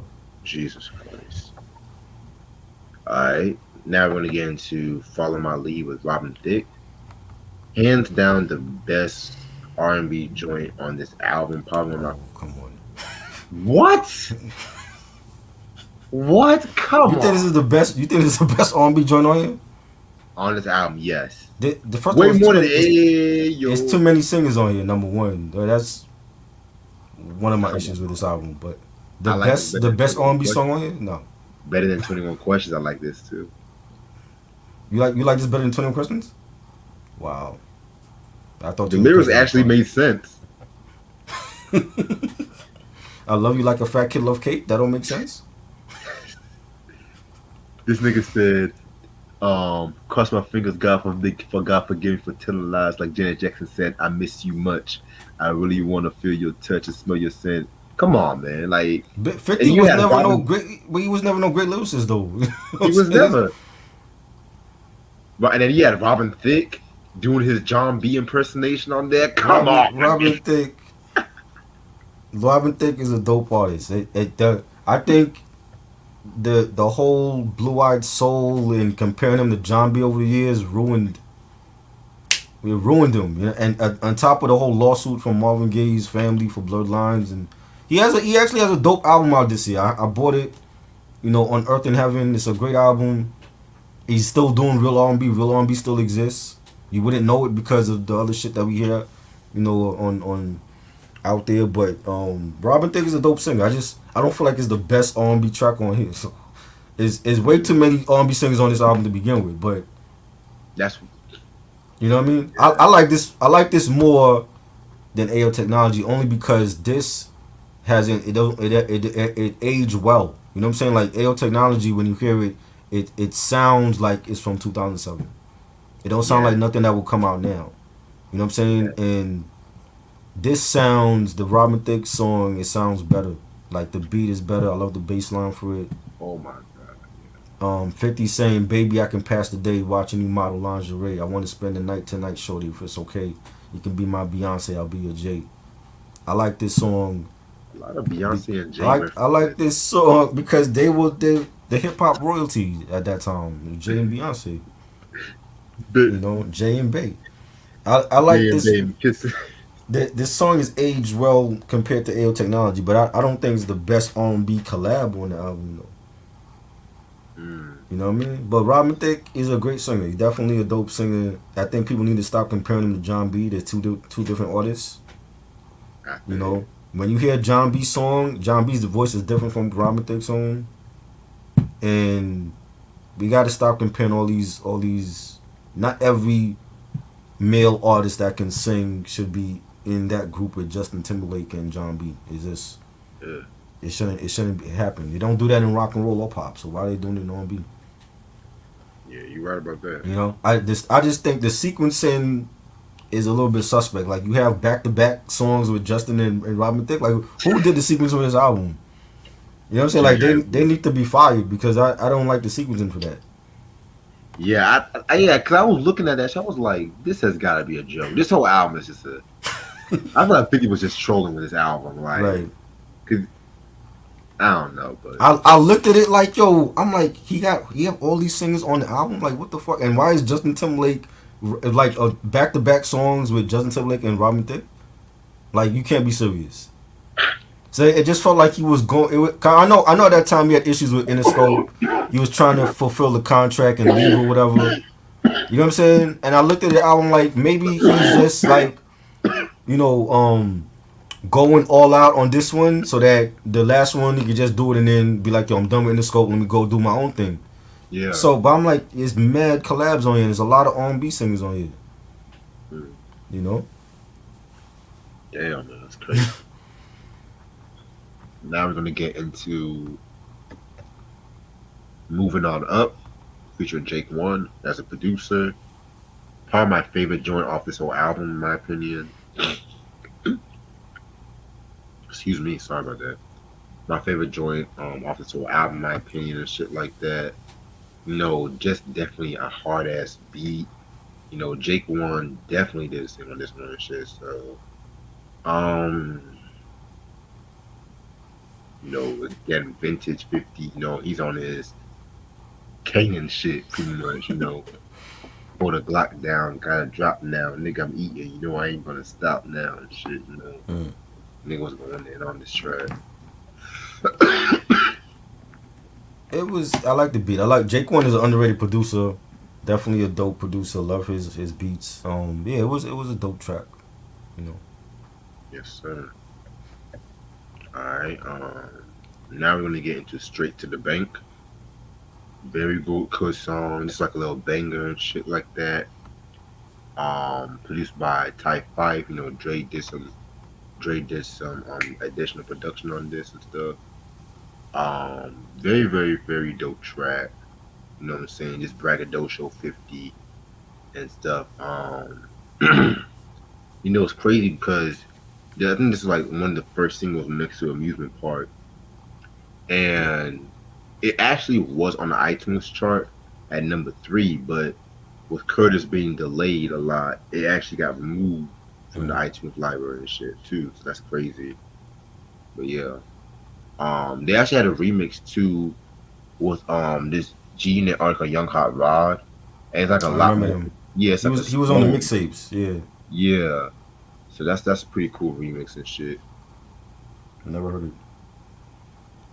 Yeah, I remember when the video came out. It was like way before the album dropped, and this was like at the time it was supposed to be the official first single, and then when I Get Money came out, everybody forgot about this song. But right, this was a dope beat. I like the Dre did this, right? Yeah, and Type 5. Yeah. This was definitely has that Dre sound, that chronic sound to it, that G-Funk bounce, and you know I love the beat and you know the chorus. I'm laughing straight to the bank with this ha ha ha ha ha. Took the Slick Rick sample, and I like this joint. This was a dope joint, and you know, once I Get Money came out, it was a wrap. It's like people forgot about anything else that dropped from this album, but this was a dope joint. Oh yeah, I definitely agree with you on that. All right, now we're gonna get into Amusement Park. This one was another one joint that didn't really age too well. Originally, it was rumored that this beat was originally for Jim Jones. Really? And stuff like for a DJ Drama mixtape. Wow, I remember that mixtape. I had that, the Jim Jones drama tape. Mm-hmm. This 7 Day Theory. Yeah. Yeah, but that turned out to be false and shit. Okay. Yeah. But yeah, this one was just a track where he used like the amusement park. It's basically Candy Shop in the amusement park. It's like pretty much Candy Shop 2. That's the best way to put it. It was alright. It was decent. Show you on the ride and the roller coaster. I don't like it. The BET Awards performance when he was just walking around and she's like, "Yo, where the fuck y'all at?" and shit like that. I don't even remember that. I don't remember that performance. Oh man, that was 07? Yeah, niggas were clowning him for that performance because it's like he was rapping behind his vocals and shit, and then he was just walking around, not knowing what the fuck he doing. That's how you know he didn't give a damn about the album and shit, or the singles and shit. He's like, "Where the fuck y'all at?" Either that he was high, right?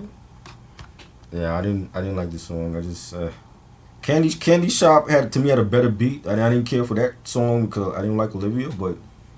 This was terrible. I didn't like nothing about this song. I remember when that video came out, and again, it was forgettable once I Get Money came out. Like Amusement Park, we totally forgot about that song. You know, that could have been a bonus track of anything. You know what I mean? You know, like I didn't care for it. Yes, sir. Now we're gonna get into Fully Loaded Clip with Havoc. The beat by Havoc pretty much saved it, in my opinion. and it was a sick ass beat too. So 50 doing his shit, but yeah, it was most of the beat I like. I love that chorus. While Nas was telling Khalees, "I love you, boo," I was shining my nine. You know how I do. Yo, he was savage, yo. He included Beyonce and Jay-Z in that chorus too. Exactly. That was fire. That was a dope beat from Havoc, man. I like this track. Real Yes, sir. sinister track. Yeah, very sinister beat and shit. Even though I wasn't even the biggest fan when Mobb Deep joined G Unit and shit. See, and I like that out. I like Blood Money. The problem with Blood Money, that got delayed too. There was a lot of unreleased tracks that didn't make the album, and it was too much 50 Cent influence on that album. It sounded like a G Unit album and not a Mobb Deep album. But there's bangers. Like I love the the infamous joint they did, that Alchemist did, the joint they did with Mary, the Creep joint, the Pearly Gates. There was some bangers on there. It didn't feel like a Mobb Deep album. It felt like a G Unit album featuring Mobb Deep. Exactly. You know. Yeah, man. Now we're gonna get into Peep Show featuring Eminem. This one was produced by Eminem. It was alright, in my opinion. Eminem wasn't really doing no crazy gimmicks, like no weird voices, none of that shit. He was just rapping, which I pretty much appreciated especially around 04 to 08, around that time. But yeah, this one was pretty decent. One of the better collaborations like around this time too. So yeah. I didn't like it. I thought it was whack. The beat was whack. Eminem, he said 04 to 08. That's when he made his worst shit. Like Encore. Encore was horrible. Oh yeah. You know. Like I said, he was doing them weird voices. And he was doing. Remember he did that song with Akon, that Smack That. I didn't like that shit at all either. Like, I thought I was like, what you doing, Em? Like, are you back on drugs? What are you doing? You know what I mean? Look about it. I just felt like he was like spreading himself all over at that point. I'm like, no, I don't want to hear this Eminem. And he was never a great producer to me. I thought there's some tracks he was dope that he made that was dope, but I didn't feel like he was a great producer, and I didn't care for this track at all. I feel you on that. I think this nigga said that Encore will be the next Illmatic and shit. Who said that? Eminem. He had a song. Eminem said, yeah, Encore, I was doing my weak no, shit. Years from now, it will be like Illmatic. No. He was definitely on drugs at that time. Illmatic. It ain't even Marshall Mathers LP. Oh, shit. Crazy. Alright, so that was Peep Show. Now we're going to get into Fire featuring Young Buck and Nicole Schwarzenegger. Yes. I keep fucking this girl's name. I never liked this song. Is she mixed? What is she mixed with? Because she looked like she's mixed. I thought she was like German or something. I thought she was like Spanish or something. Schwarzenegger. Yeah. Pussycat Dolls, man. Yeah. Like, I didn't care for them either. oh my god. One hit wonders. Shit. Oh my god. And then they have like a reality show too. Oh, did they? Oh wow. Oh shit. They didn't watch it. She Filipino. Okay. Wow, with a name like that, Schwarzenegger. like Manny Pacquiao is Filipino, right? Is he from Philippines? That's a Filipino name, Pacquiao. She ain't had that. Maybe she changed it from Nicole Pacquiao to Schwarzenegger. Nah, I didn't like this track. This was whack. Yeah. I'm not a fan of the Pussycat Dolls. Nah. The Pussycat Dolls. What is this? 1972. Like, right. And they had everybody and their mama on that album. Busta Rhymes, Snoop Dogg, just trying to sell that shit. I'm like, heavily publicized. Yeah, heavily publicized. Promoted. Mm-hmm. Jesus. I'm like, you gotta be kidding me. The new Spice Girls of the 2000s. Only Pussycat I acknowledge is Josie and the Pussycats. Right? Josie. Like, that's the only Pussycat I acknowledge. And the cat. What was the cat name? Sebastian, I think his name is. I don't know. Wasn't that cat with that girl with the black hair? With the skunk looking chick? Yeah. I'm like, damn, you mad because they ain't let you in the group and shit? Like, why you still here? Like, why you Right, still hanging around them and shit? Like, right. She was the bad bitch of the crew. right? She was the Remember that show Powerpuff Girls? She was the Mm-hmm. princess of the group and Right. shit. Do you know they're doing a live action for that? That's coming to CW. Yep. They're doing a live action for Okay, that. moving on. All of Me featuring Mary J. Blige. Pretty cool song, pretty dope. When Mary is on a hook and shit, she Mm-hmm. just giving all she can Right. and shit. Um, he's just talking about his life and stuff like that. His Right. humble beginning and stuff. How Eminem always had his back Mm-hmm. and shit like that too. So yeah, man, I fuck with this track. Especially when Yeah. Mary singing and shit. This was dope. Real funky, real nice beat in the horns, and Mary killed it as always. She always killed her features, and 50 saying, girl, to know me is to love me. I'm one of a kind. Even when you hate me, you love me. Forever you're mine. But 50 and Mary, they collaborated in the past. Every time they collaborated was fire. He was on the Love and Life album for Mary. That was a dope track. Like I said, like she was on the Blood Money album with the track with Mobb Deep 50 and Alchemist produced that. That was a fire track. And yeah, definitely a dope track on here. Yeah, very dope. Now we're gonna get into Curtis 187. Again, another dope joint produced by Havoc and stuff like that. This one was like a lot more melodic too. I'm Yeah. not gonna lie. Hmm. Like definitely had like a more street corner rap kind of feel to it. Yeah. One of my favorite tracks of this album. Like he saved some of the best tracks. Hmm. Well, not the best tracks, but Yeah, decent tracks. decent tracks with some of that last tracks too. So I fuck with this one. This was dope. Definitely a nice track. Nice the scratching, real sinister beat.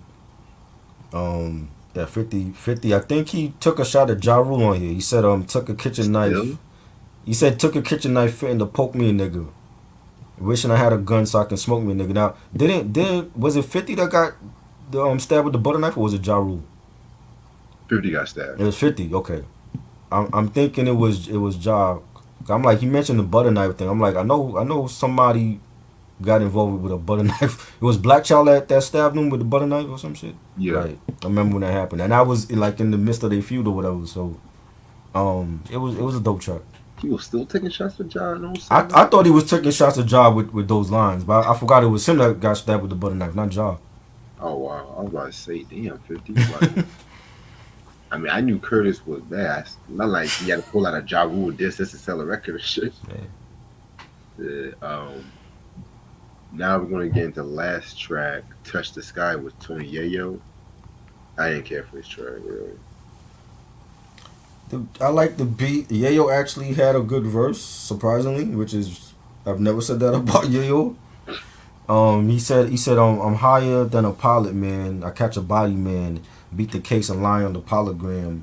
These OGs talk about back in the days. I have an RIP sign on your MySpace page. So I thought that was dope. Back then we had MySpace still, before Instagram and Facebook, and what I mean. I thought that was a dope little verse from Yayo. That'd probably be the only time I quote shit from Yayo, because I never thought he was great lyrically. you know, Yeah, me neither. For some reason he sounded good on this track. Yeah, Yayo. I never was any Yayo fan either and shit. So Ronnie said Ronnie's giving us 4 mics. Wow, Ronnie. It's definitely not getting 4 mics from me. Hell no. yeah. Shit. This album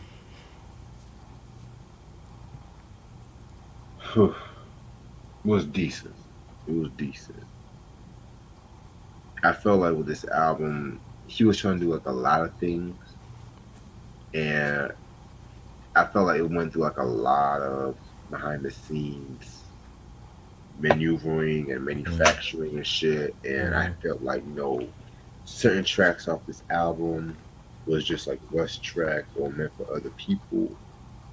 But I know a lot of fans don't like this album.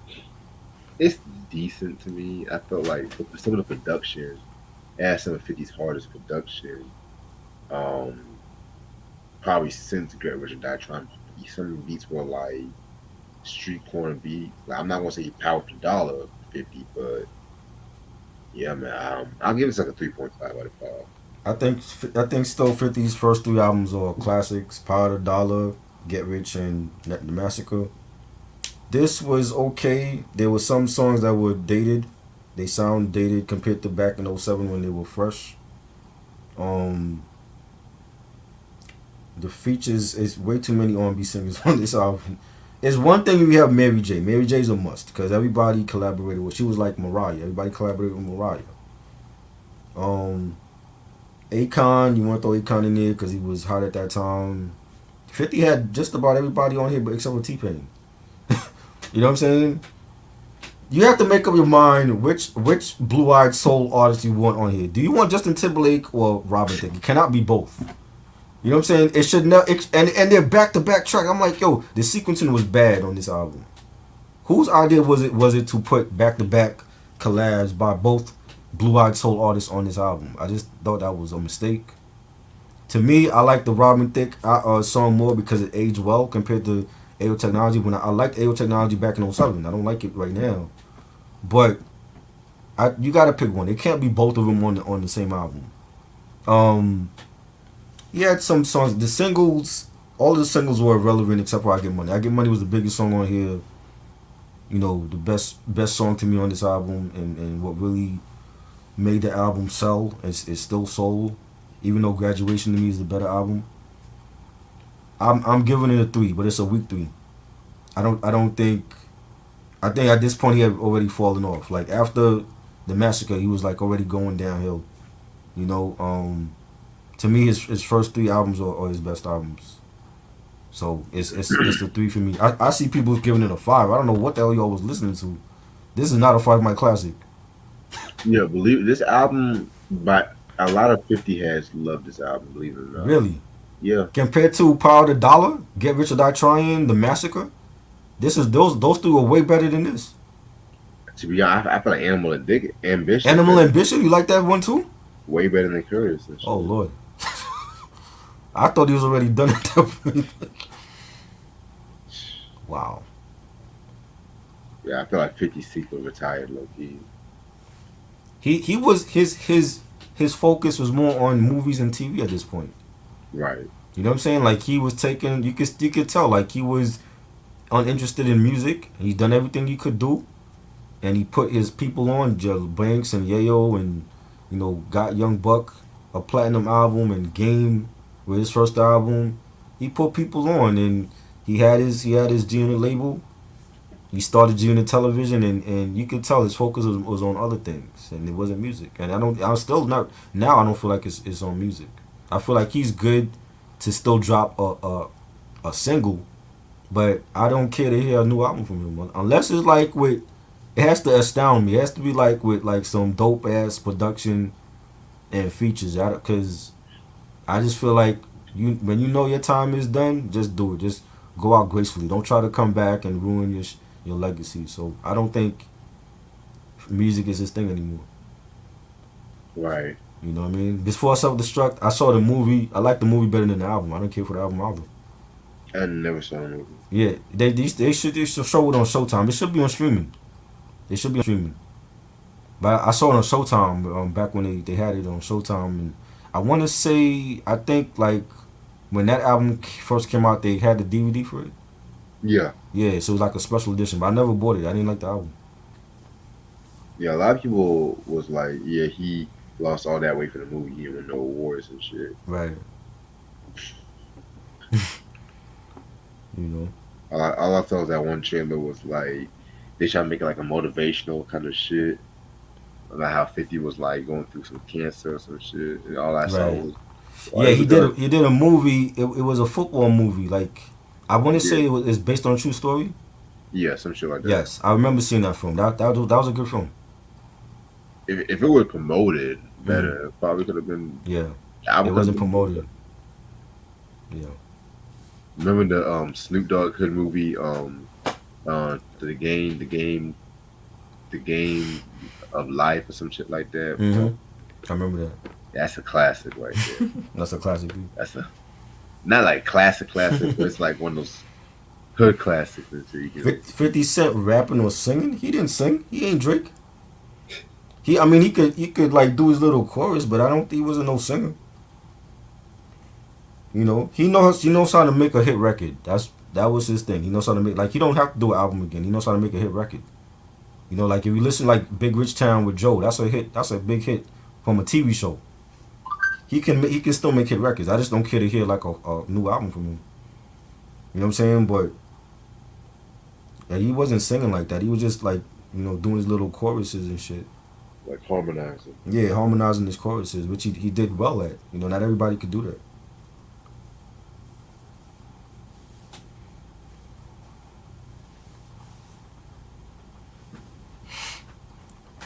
I don't know what album we always hearing. 4 mics? I don't even think it was 4 mics for me. I'm thinking I'm being gracious even giving it 3 mics. Shit, You know? that's crazy. 5 mics, y'all crazy. Things Fall Apart. Yeah, that was the movie. Yeah, that movie was good. Good morning, top of the morning, top of the morning. Dave Chappelle won an Emmy. Yes, I saw that. Oh, the Emmys were tonight too. I believe it was, or like some. I don't know if maybe it's like the pre-Emmys or something.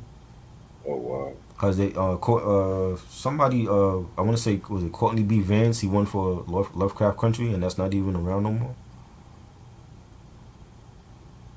Oh yeah, the canceled show with 18 Yeah. nominations. Right, they got to bring that back. They got to I find a don't way to bring know. that back. When Michael Williams died and shit. I know, but there was so many books surrounding that whole story. You know what I'm saying? They don't necessarily have to bring back the same cast, but to just do away with the show after 1 season and it's getting all these nominations, that doesn't make sense. You know, you gotta bring that back. Like, what is HBO doing? Like, they just turning their whole channel into Game of Thrones Central. I don't want to see Game of Thrones. I'm not a fan of Game of Thrones. You know, people want to see other shit besides, you know, dragons and shit. You know what I mean? Do I think 07 was a good year for music and films? I would have to look back on. I don't remember off top what came out. Besides these 2 albums, I don't remember what came out as far as like music and films in 07. I'd have to look at that whole year. But as far as games, like, yeah, like I was playing a lot of Xbox 360 at that time, and a lot of Madden, a lot of NBA 2K, a lot of you know, Gears of War and Halo and Call of Duty shit. So I guess that's probably why I wasn't watching TV back then, because I was playing a lot of games. So I couldn't tell you what was on TV in 07.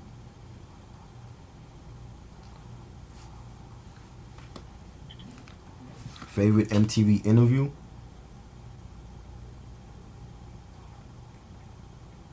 I want to see, man. I want to see. Sometimes I gotta remind myself by seeing what came out in 07. You remember any albums that came out in 07, Reg? Yeah, Jay-Z's American Gangster. That was 07? I Yeah. thought that was 06. That was 07. Okay. Yeah, American Gangster was dope. Styles P's second album. Which one was that? Super Extraordinary Gangster. Gentleman. Yeah. Oh, Finding Forever. That was a dope album. T.I. versus T.I.P. That was a dope album. We did a review on that. UGK Underground Kings. That was a dope Yes. album. Lupe Big Doe Sofia. Rehab. You Yeah. ever heard that? Big Doe. yeah. Underrated. They didn't promote that album, yo. Jay-Z. Crazy. What's the album you said? What did I just say? You said something just now. I did say. I'm trying to think. Blue in Exile, Below the Heavens. Your favorite album? No, nigga. That's a dope album, even though it's overrated. Fabulous, From Nothing to Something. That was a dope album. Yeah. Sean Price, Jesus Price Superstar, classic. Yes. Yeah. We reviewed that back in February on my channel. Wu-Tang 8 Diagrams. That was dope. It wasn't promoted though. And that's when they switched labels. They went with I think it was Sony, and Steve Rifkin made like a whole new label from Loud Records. Yeah. That was it had some joints. We never talked about that album though. That had some joints though. That had some joints, but I don't know. We never discussed that. I don't see nobody mention that album actually. A lot of fans don't like the album. Yeah, there was turmoil with that group. I think Raekwon wasn't talking to Riz at that point. Nah. So he wasn't. Ray might have been on like 1 or 2 tracks. I don't think he was on the whole album. I actually bought that shit the same day it came out with the DVD. It's like a special DVD with like a documentary with all of them. Red Gone Wild. That was a dope album. I gotta listen to that one. Alchemist and Prodigy, Return of the Mac. A great project with Alchemist and Prodigy. Consequence, Don't Quit Your Day Job. That was actually dope. Yeah. I actually enjoyed that Consequence. I think that was like a mixtape. Yeah. Timberland Shock Value. I didn't care for that one. Killer Priest, The Offering. You ever heard that one? Nah, I did not. Never heard that album. I definitely gotta check that one out. Jazzy Jeff, Return of the Magnificent. I heard part 1. I never heard part 2. Yeah, same. Havoc the Kush. That was decent. I bought that one too.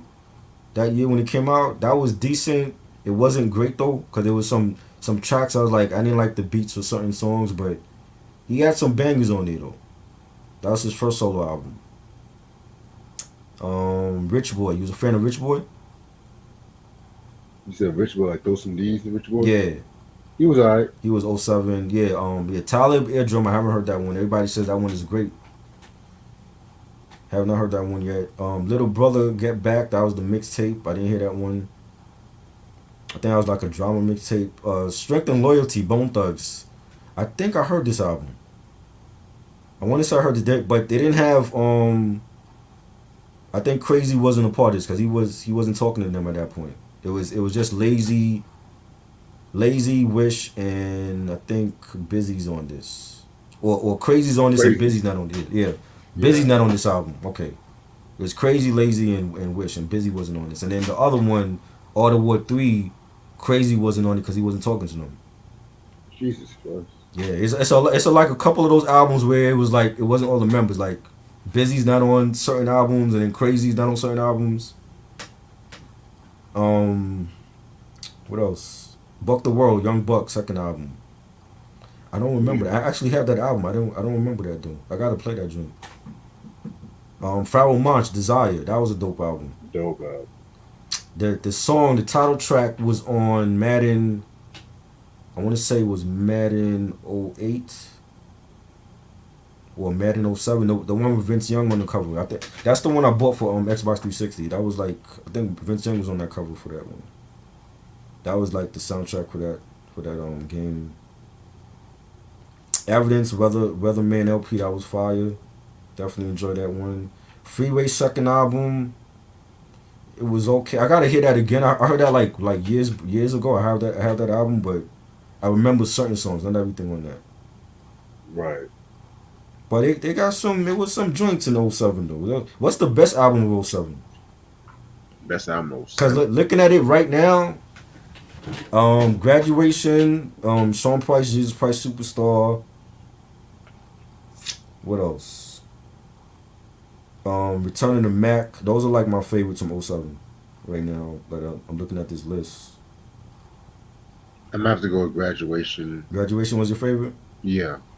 I think it's gonna be Graduations, Jesus Christ Superstar, Return of the Mac, Below the Heavens. I think that's dope. But I just think it's way overrated though. But that's a dope album. Finding Forever was dope. American Gangster, like those are probably like my favorites from 07. Movies. Let's look at the movies. I can't remember the movies that came out in 07, man. Movies from 07. This Christmas. This Christmas was 07? Mm-hmm. What was the big hit of 07 though? Oh, I Am Legend. I Am Legend. Oh yeah. Yes. I Am Legend. I met Will Smith the year before because he was filming I Am Legend here in New York City. before it came out. You know they film movies a year in advance. Yeah. American Gangster, Yes. The Mist. You like horror films? The Mist. You ever saw that one? I never saw The Mist before. That was good. That's based on the Stephen King book, and they made a TV show out of it. Damn, there was. I don't remember any big hits from '07. Spider-Man 3, I didn't like that. 30 Days of Night. That was a good, decent vampire film. That was decent. You ever saw Beowulf? You saw what? Beowulf? No, I did not. No. Yeah, '07 had some underrated joints, some crap. I didn't care for Beanie Siegel's '07 album. Which one was that? I think somebody said this. The Resolution? Yeah, that one. Nah, yeah. I didn't like that. I never bought that Resolution. one. Never bought that one. The Resolution, never bought that. That's the one that he had a joint with Pharrell. I Yeah. think he had a joint with Pharrell. Yeah, I remember that. I remember the song, but the album was not good. Becoming was his last great album.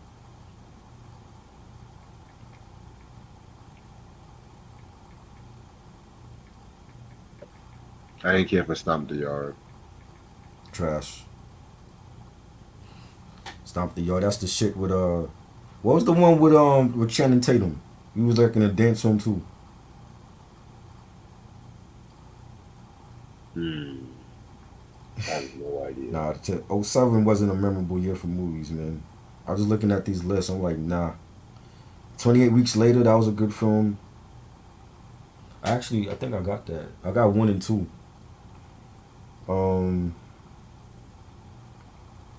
Yeah, they had some trash with 07, man. Not liking a lot of these titles I'm seeing here. Some of them I seen, some of them I skipped. For good reason. Yep, for good reason. Oh man. Columbus Short, yeah, Columbus Short was in there. That's right. Whatever happened to him? I don't know. I was thinking of the other film, the Channing Tatum film. What was that? Step Up or some shit? What the Channing Tatum film when he was like dancing, like hip hop dancing and shit? I forgot the name of that joint. I want to say They had a whole bunch of them like that. There was a whole bunch. Yeah. It got. I'm like, come on, another dancing movie? All the same plot too. Right. Just like Honey. Honey was like that shit. Trash. You know, and I like Jessica Alba. She just did some bad movies though. What's my favorite character? You asked me this the other night. I said who's my favorite character on the wire? It got to be Stringer Bell. I don't like the way Stringer Bell went out though. Like they killed him. How they killed him was just bad. He could have went out better than how they took him out. You know. I like Stringer Bell, Bodie, because Bodie was quiet and he stayed to his business. You know. Omar definitely. Favorite Foo Fighters album. Well, I don't know. I got more than one. Walking Light was one of my favorites. One by One was a great album. I have a couple of favorite Foo Fighters albums though, man. But those are like two of my favorites. Walking Light. I think Walking Light was 2010. I want to say 2009, 2010, something like that. Yeah, I'm not the biggest Foo Fighters fan, so I would steer you wrong. I'm gonna stay on for a couple minutes. Juno. I saw Juno. That was okay. Norbit I didn't like. I love I know you and Ashley love Norbit. It reminded me of the Nutty Professor. It was like the Clumps all over again. I mean, that was his shit. I mean, They could have been neighbors, the Clumps and Norbit. You know? Respucia. Wasn't there a part in the film where they went to like an amusement park? Yeah. I remember that. That was the part in the trailer they kept showing. I love that part when Norbit was dancing and Respucia's like, "Go Norbit," and then she pushed the speaker on his fucking head and shit. Transformers was 07? I went to see the first one in theaters. That was '07. I didn't know it was '07. I thought it was like '08, '09. The first one was good. I didn't like the other ones. It was the same storyline. Optimus Prime gets killed and they got to bring him back to life. Like, it was just boring. I mean, how many times can you... Optimus only died once in the cartoons. Like, how many times could you kill off Optimus in the movies and then bring him back?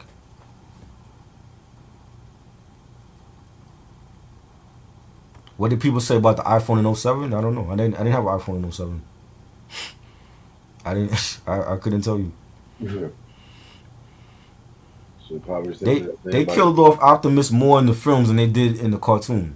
Like, he died once in the animated film, and then he came back like his ghost. They tried to bring him back twice after the movie, after the animated film, but he only died once in the cartoons, and they killed him off more than once in the films. And it was like the same storyline. I'm like, yo, they have so many characters to build off of this universe. Like, why is it we getting the same story? Optimus dies early in the film, then they got to figure out a way to bring him back to life so that he can beat the Decepticons at the edges. It was just like the same storyline, and all of those films made like billions of dollars. You know what I'm saying? It was like, you would think like, yo, like, you don't see the same storyline going on repeatedly. You know what I mean? I'm like, yeah, the action was good, but there was no storyline. The storyline was shit. Even with I had issues with the design of the robots. It was just terrible. Megatron didn't look like Megatron. Starscream didn't look like Starscream. You know what I'm saying? It's like the only ones that really looked like they're like from the tune was Optimus and Bumblebee. Everybody else looked the same.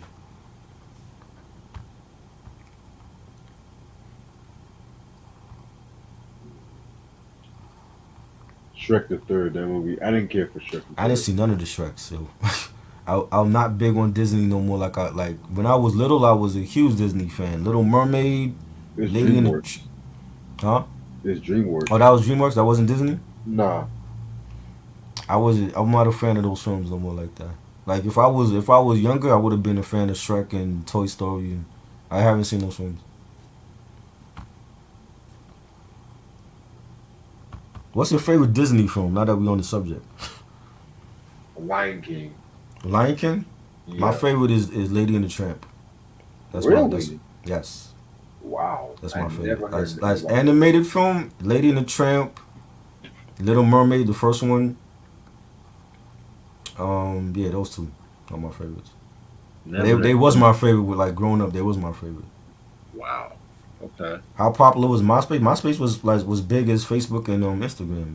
It was huge. It was bigger.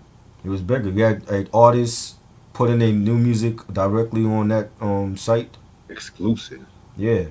Look, I remember when La Coca Nostra was formed. They formed it on MySpace. Yep. And That they was put- in House of Pain, right? Yes, and I was following them the day that they did it because that they were releasing like the logos on the shirts and all that, and they put like the first song on there and you know came out with the album, and you know it was huge back then. You know what I'm saying? It was like a lot of unsigned artists, like unsigned artists you see now on Instagram. There was a lot of unsigned artists on MySpace. Right. You know, favorite Earth, Wind and Fire album. All in all. That's my favorite right now. That's my favorite right now. There's so many others they have. It could always change. Right. It was just so that good. Tomorrow it could be what's the Rage album. That was a good one too. That was a good Love one. that one. I love the album covers. I think they had the best album covers for that time period. You know, like a lot of thought process went into those album covers, you know. Boston Red Sox won the series. That's back when they were good. Back when they had Big Papi and Manny Ramirez and shit. Shit. Rush Hour 3, I didn't like that. Well, 1 and 2 are the best ones. I didn't care for part 3. Trash. Yeah, man, I'm gonna call it a night, yo. I'm gonna call it a night. Play some video games for the night. But I'm about to go on a little break from doing reviews for about a good 2 weeks. So the most I'll probably do is like the Battle of the Bangers and shit. You're gonna be like doing that. stuff on my channel. Yeah, Trash Channel, of course. So I got like a whole bunch of shit coming the next 2 weeks. So Okay. Just look out for that stuff. You got something this coming week? Yeah, I gotta hit you up about it, but Yeah. you know, it's gonna be all great shit. So Okay. yeah, man. Cool. Don't forget about the Gamble and Huff list too. Yes, I gotta keep. You don't be telling me. I gotta do that list. I always be thinking you'll remember and shit. Well, okay, I got I you. be forgetting. You know what I'm saying? But yeah, I gotta do the gambling huff list. What's after that? You have any other beat matchups planned or no? That's the last one for right now. Right now, I know you got something good before the end of the year. So Oh yeah. I mean, I got some pre-recorded stuff I'm gonna drop. right. I got a couple of new shit I'm dropping like and stuff like that. Hmm. Of course, I'm just trying to get ready for this collection video Right. and stuff like that. And I have to get these copyrights out my ass too. Right. Yeah, I'm gonna take me a little good 2-week break. I'll see y'all again on the 27th and shit. Appreciate it, Shrive, for No doubt. everything. No doubt. All right, hope everyone has a good night. Peace. Peace.